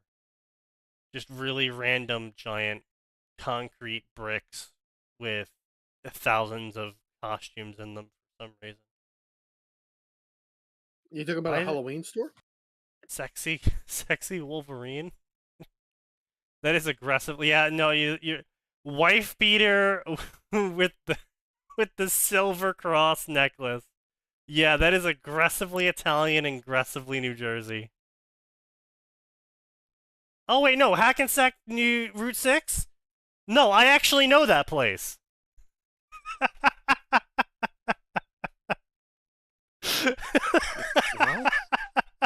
Atin linked in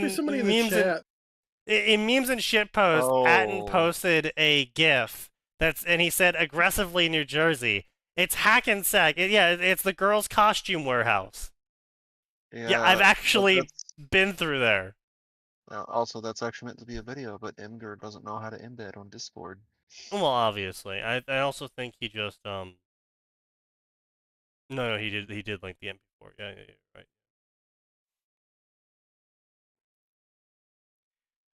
Crazy Kushina fic. I swear I recall him doing a fic where he had Kushina be batshit bloodthirsty killer who's still around.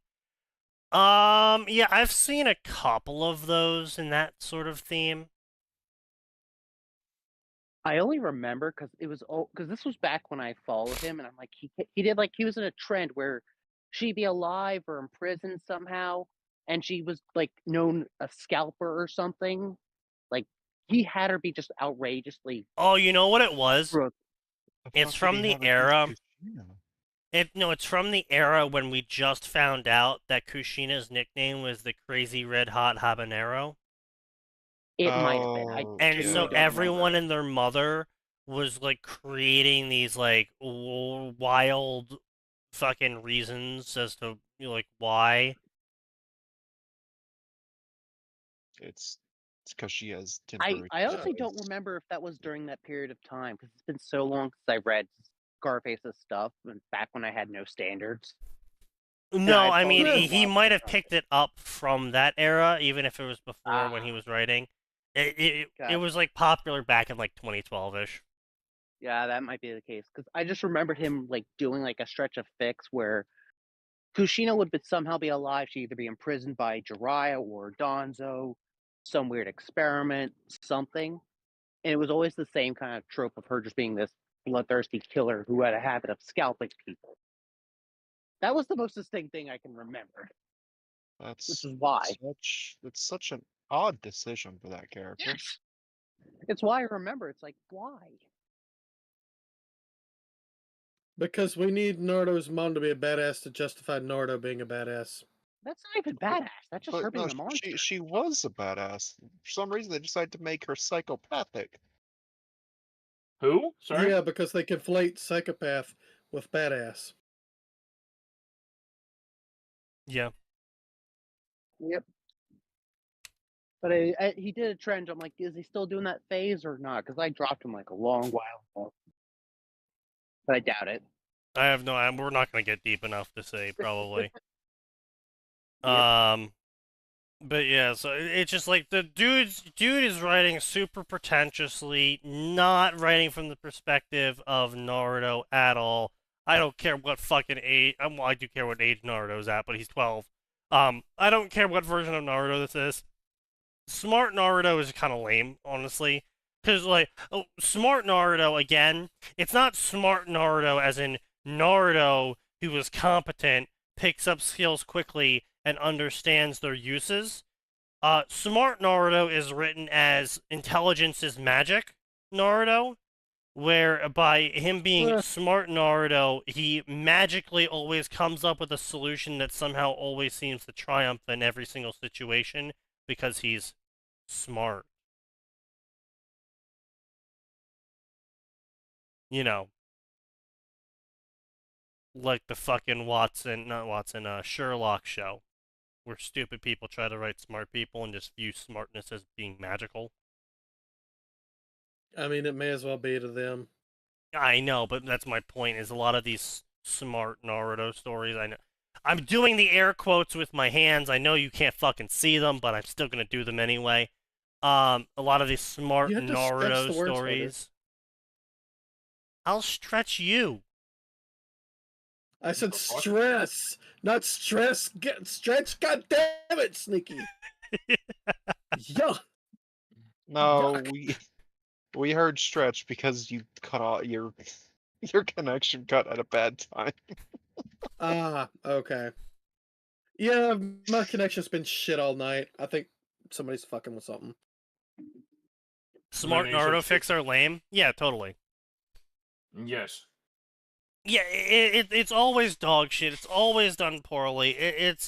I don't think I've ever. I mean, there might be a smart Naruto fic saved here or there, but usually because it's actually written well and Naruto's genuinely intelligent and like plans ahead and understands the powers he has access to and experiments with them and yada yada. But like, funny shonen hero who's a fucking idiot, Sneaky. Isn't that so great? Okay, look, they have to pander to a large audience, okay, Nose? No, you're right. They have to pander to Dragon Ball fans. Sign wants to stretch me? No, that is not what occurs. No. I am not the one who is stretched. I do the stretching. I mean Zero Goku in Dragon Ball slander. I just have an issue with some fans. Oh, that's fair. Just don't talk shit about the Brazilian fans. Yeah.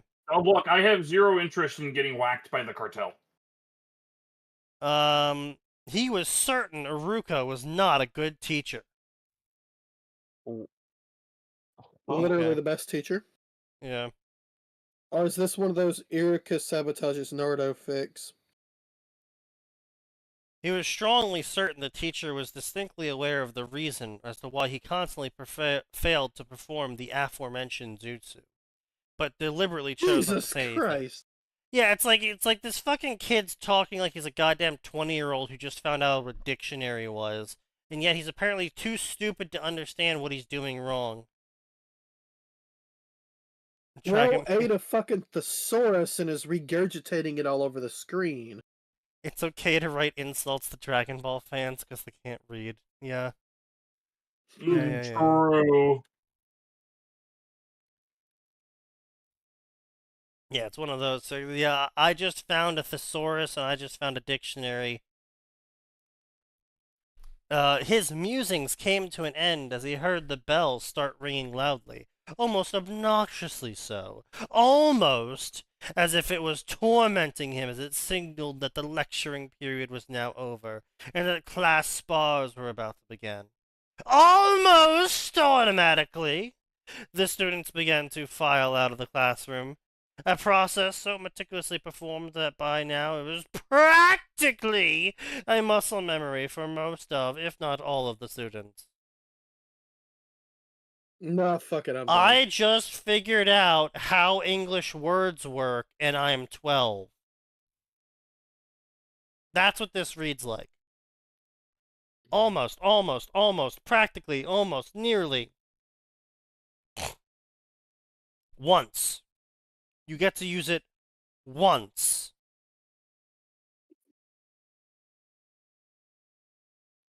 The rest is just called exaggeration. Automatically, the students began to file out. Being performed so meticulously, it was practically a muscle memory. Yeah, that's fine. Almost automatically. Possibly. Oh, nearly. Like, oh, Jesus fucking Christ, we get it. The fuck is this gif? Oh, yes. It's just, these days it was a ritual. The golden boys of the academy. And everyone wanted to pair the sacrificial lamb that was Naruto Uzumaki against him. My review cannot fathom my vitriol on this fic because it only gets worse. All That Glitters is the fruitiest title I've ever seen for a Naruto fic. If this had gay sex in it, I wouldn't have blinked and never bothered to look, but because it was recommended by a friend, I was curious. Honestly, this type of exaggerated bashing reminds me of terrible fics that were prominent in the mid-2000s. Yup. The typical incel, everyone's against me, I was wronged, and I know better than everyone else, womp womp shit fic. I don't have to read the next 2 chapters to know where this cringe fest goes. So, Korean manhwa. Yeah. Grammarly would help this guy so much. Yeah, but he would have to pay for it. You don't get the sentence restructuring for free anymore with Grammarly, but it's still pretty good, honestly. Grammarly's AI has massively improved ever since they removed the DEI from it. And I don't mean that like as a joke. I mean like literally. For a while, Grammarly was like correcting people to speak AAVE instead of English, and people were not happy with that, and they threatened to pull out and stop funding Grammarly. And Grammarly was like, no, wait, come back. We'll get rid of all the AAVE.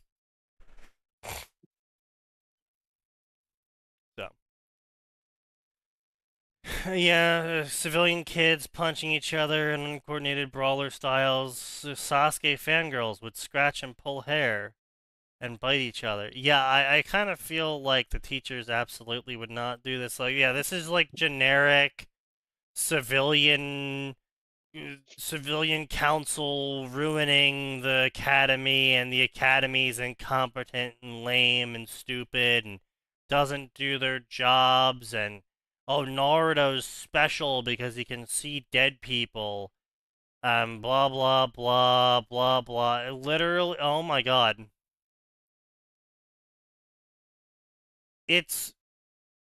Okay, so it's literally just... Okay, it's literally just the story beats of Bleach. You know, Hollow shows up, Rukio loses to it, she stabs Naruto to give him substitute Shinigami powers. He kills the Hollow. Wow, this is cringe as fuck. Holy, someone played Elden Ring before writing this. Yeah. Many such cases. What's cluing you into that? The Hollow took a small step back at the sudden burst of power as the blonde pointed his new blade towards his foe and spoke aloud. Listen up, Hollow. My name is Naruto Uzumaki. Upon this sword, on Rukia's sacrifice, I hereby make this pledge. I will never again know defeat. I will never be powerless again. I will protect those who are powerless. I will train. I will grow strong. I will become so strong that even gods and devils will quake in terror from my name. Again, devils. Why the fuck would devils ever be brought up in a double Shinto story? Unless DXD is also fucking canon here. Don't tempt them. Remember, I am Naruto Uzumaki, and I will never know defeat.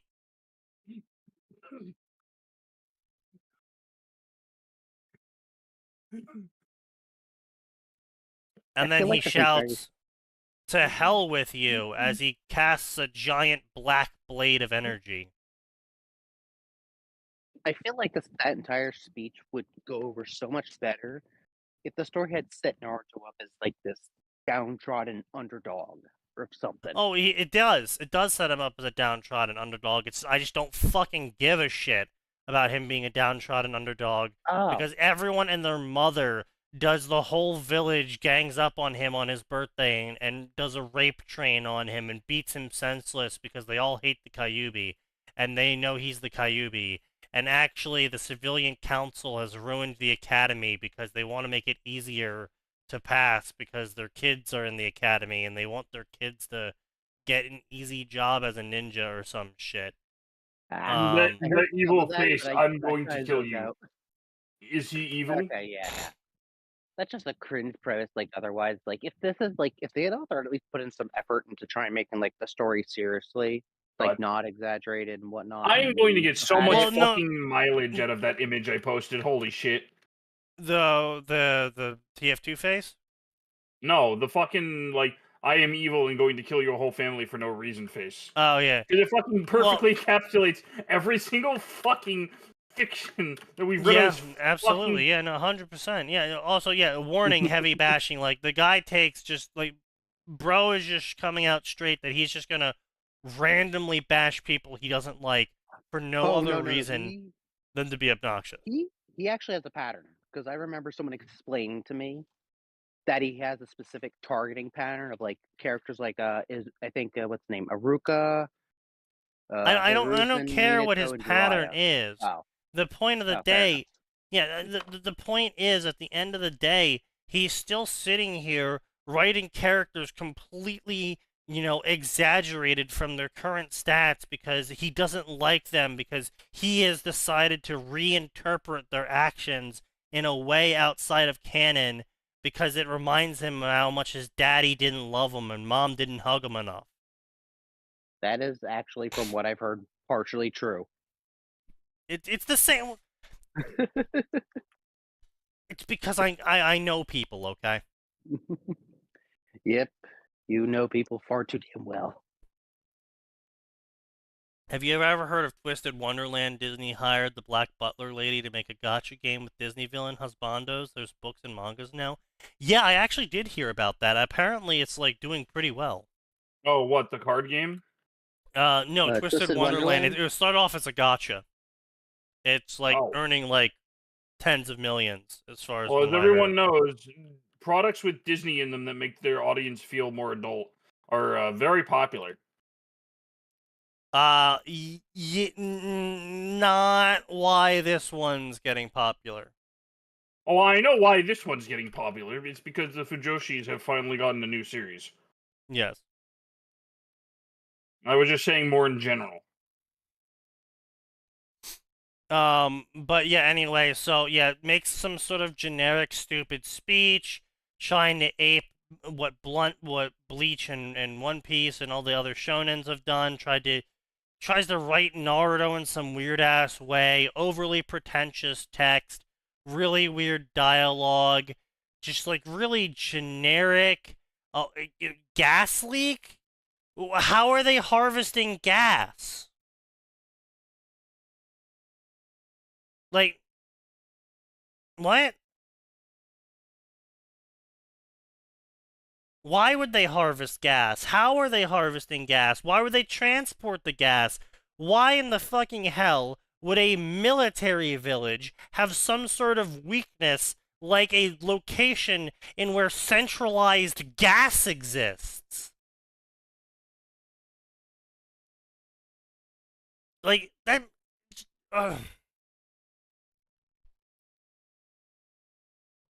I hate it. I hate it so much. I just...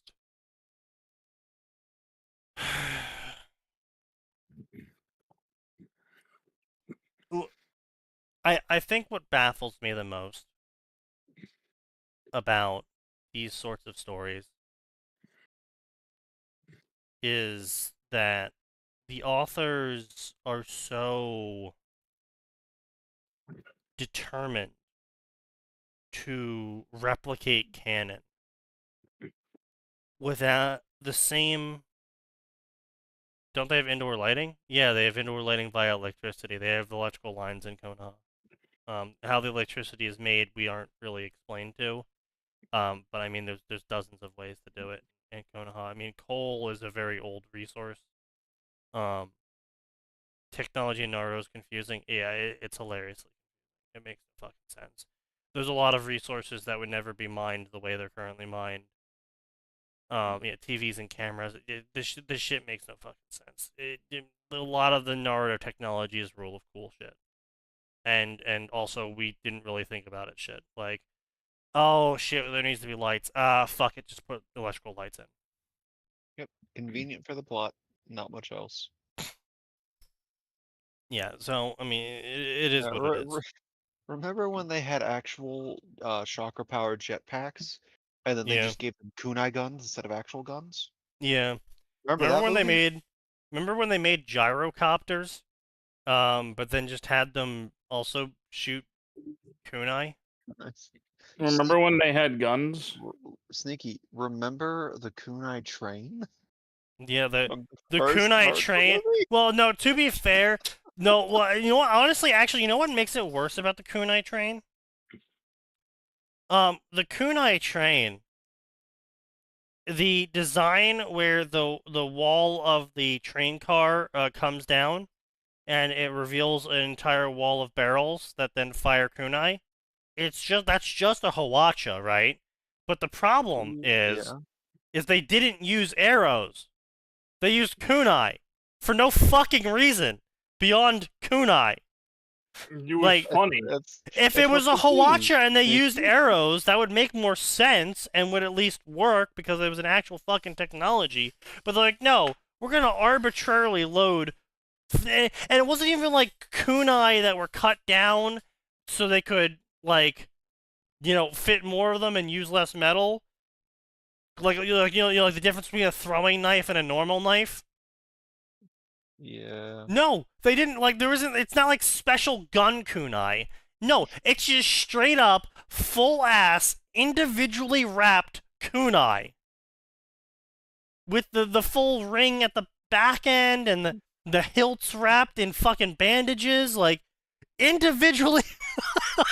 Like, some fucker out there is going and wrapping each of these kunai that are going to be fired from a gun individually, one by one. Like, what the fuck? Imagine the logistical nightmare of being like, okay, we need 10,000 kunai, okay, and we need about 1,000 of those with delayed exploding tags that only activate when they're fired. We don't have a seal for that. Figure it out. Okay. The train explodes, not my fault, but okay. Yeah. Yeah, the movies are something else, and I'm glad that it's explicitly stated that only the last Naruto movie counts as canon. Yeah. I still can't get over the because who was it just posted? Yeah, Detention just posted this. I still can't get over the fact that Burger King avoided this issue and McDonald's didn't. McDonald's, wanting to compete with Burger King's triple patty Whopper, released a 1/3 pound burger, but no one bought it because a majority of the people polled why they didn't buy the 1/3 pound burger and bought the 1/4 pound burger instead is because 4 is bigger than 3. Oh, of course. I hate that I could tell where this was going because it's just and Burger King avoided that because they named theirs single, double, and triple, so 3 is bigger than 2. Yep. Reminds me of that video I watched that broke down like why a small company like Chick-fil-A is kicking the shit out of larger fast food restaurants. Because they serve chicken? Yeah.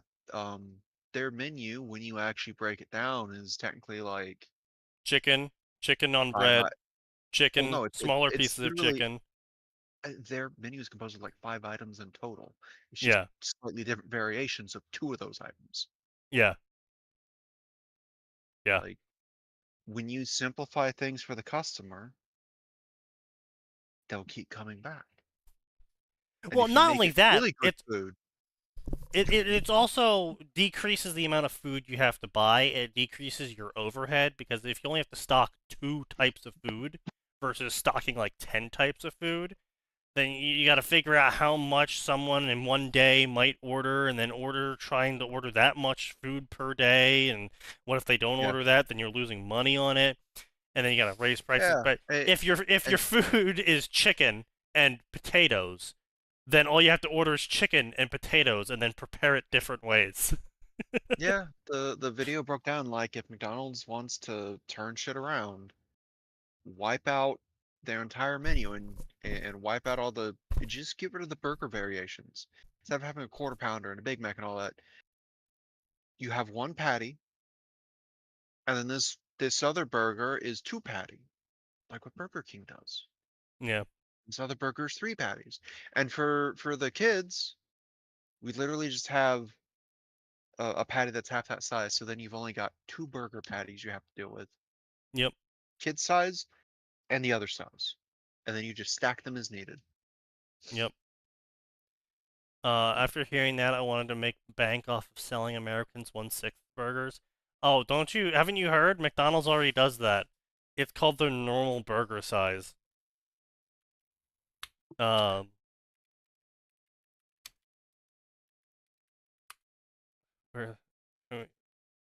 know, I gotta say though, I appreciate that because people are too stupid to understand fractions these days. They technically made the healthier choice. This is the McDonald's new burger. That's how thin it is. Sneaky, that's a piece of jerky. Yeah. It's a bad looking piece of jerky, but it's a piece of jerky. Yeah. How do you make something that looks worse than jerky? The jerky is literally dried out meat. Because you're trying to cut costs. It's made out of horse assholes and cow gum. We might genuinely start having fucking corpse starch. Yeah, it's bad. Okay, yeah, McDonald's has been trying to save costs. Yeah. They saved a little bit too much cost, in my opinion. Ironically, in trying to save costs, they're just making their costs even worse. Woo! Yeah. But yeah, this is just a garbage fucking story. It's just garbage. Great. The characters aren't written correctly. It's copying off of Bleach canon, just completely 1-for-1 nearly. Arbitrarily, technology levels are just all over the place still. It's copying, except that I don't like this version of Naruto as quickly as I like each. Well, I mean, that's what I was saying earlier, is it's really weird how these authors come out and they're like, I'm going to do a crossover between Naruto and Bleach, and I'm going to 1-for-1 copy the canon of Naruto and Bleach. It's like, okay. Also, I'm going to massively change Naruto's character. I'm going to change everyone else's characters massively. No one's going to have the same canon personality. It's like, but why would you go out of your way to one-for-one copy Naruto and Bleach and then mash them together and still have the same exact fucking plots occur? To then change all of the characters because you don't like them, and then still have the same plots occur because you can't deviate from the sacred canon, except all of the deviations you did. It's like, bro, there's coloring outside of the lines, and there's whatever the fuck you did, where you just took a fucking page and slapped a whole can of red paint on it. Sneaky. It's only fan fiction. Yeah, anything can happen. I hate that I have to. I really hate that I have to like remember that anything can happen. But holy shit! I'm tired of having to say Sneaky's right in the case of certain fanfics.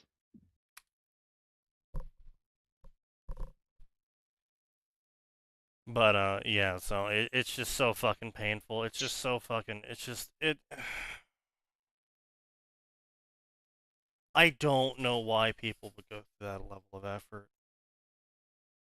It's like driving all the way to a location. You spend hours to get there. And then just as you're about to get there, you're like, you know what? Actually, I'm not feeling it today. And then you turn around and spend hours driving back. And it's just like, why? Why would you do this? I feel like I'd have more respect if it was like some bullshit like this OC Naruto ending up in, I don't know, DxD or something. Being this all powerful bullshit. It's like, fine, you're doing your wish fulfillment fantasy. At least the story might change a bit, right? Well, I mean, when it's a wish fulfillment fantasy, you can at least, like, understand the angle, right? Like, okay, yeah, we've all had the daydreams about how we want to punch God and be the coolest guy on the block and then have everyone clap. Yeah, okay, fine. But it's like, they spend so much time not doing that, and then the rest of the time justifying the wish fulfillment, that by the time you actually get to the wish fulfillment part, you're just so fucking bored of the story that you just close it. Yeah, I saw the VF Snake of him saying this is a great story, good job. I know, wow, VF Snake, completely creatively bankrupt. Name a more, a closer duo.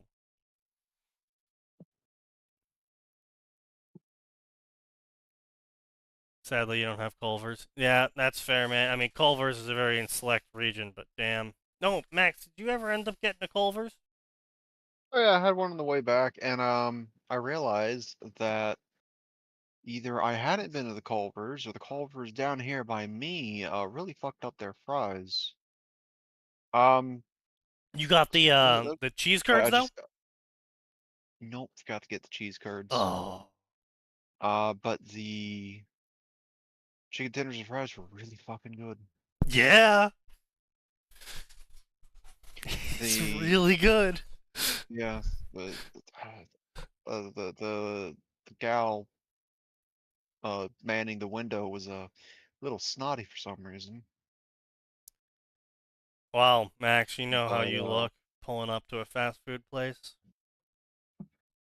I guess I'm just too used to Southern hospitality, where we don't really give a fuck about that. Yeah, well, she was openly judging you.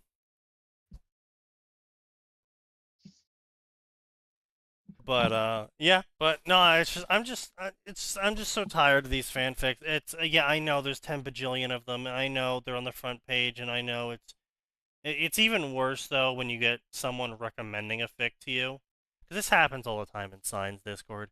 Someone will be like, "Oh, this is a great story," and I fucking click on it and I start reading it. And it's like the grammar is all over the place, and the dialogue is dog shit, and the author doesn't even know what the plot is gonna be, and it's like just random power-ups left and right, and it's like a completely unrealistic scenario. It's just like, it's like, what is the point of this story? Like, someone linked me this D&D DxD crossover story where a epic level wizard from D&D ends up in DxD. And the author doesn't understand how magic in D&D works, doesn't understand how epic levels work, doesn't understand how feats work, doesn't understand how wish works, doesn't understand how fucking anything works. Then he proceeds to write some incoherent garbage about the wizard showing up in Kuo of all places after punching a hole in the dimension to get there, which alerts no one. Thing like that. Yeah, it somehow alerts no one. Then proceeds to conjure a mansion in the middle of the city, which somehow alerts no one. Then proceeds to find Issei, who was killed by a stray devil conveniently. And conveniently, Dreg was still on his arm. And conveniently, he managed to remove Dreg from the guy's arm. And conveniently, he managed to stabilize the sacred gear to prevent it from dissipating after the wielder's death. And conveniently, Dreg just completely believed him about him being from another dimension and being stronger than gods and having access to magic that's never been heard of before. And then he's like, Dreg, do you want to be my sacred gear? I'll just use Wish to graft it onto my soul. Which Wish can't do. But it does here. And Dreg's like, that sounds great. You're super strong. Yeah, we'll like totally clown on Albion. And then, so he does that. And then he's like, okay, cool. And it's just like, huh?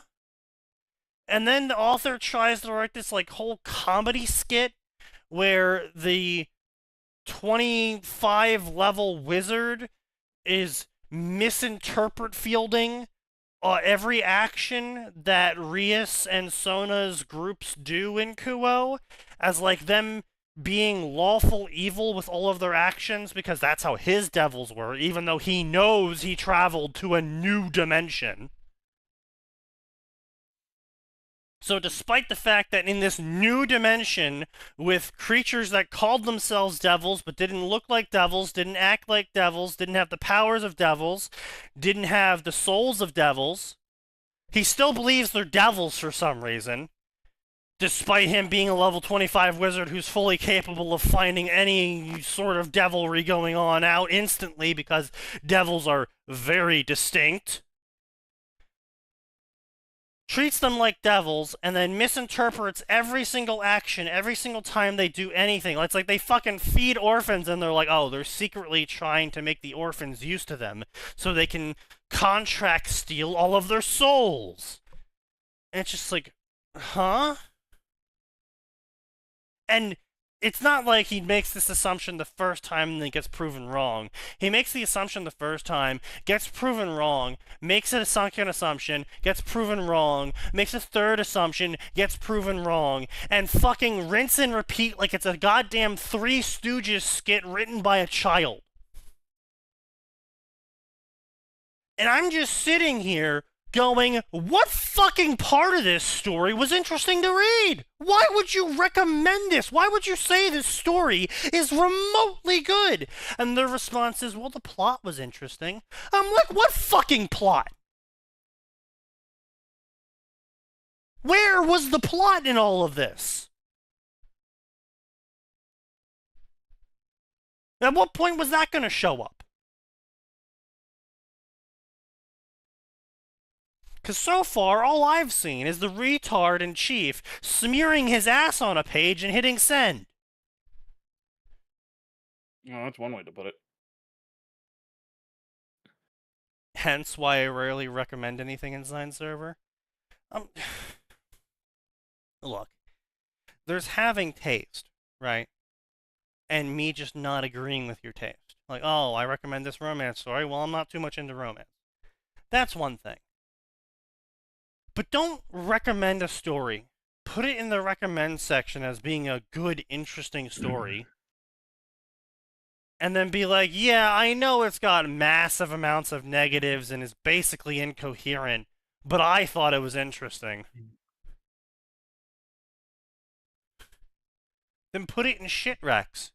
There's a fucking channel called Shitrecs for a reason. They're shit, but I'm recommending them.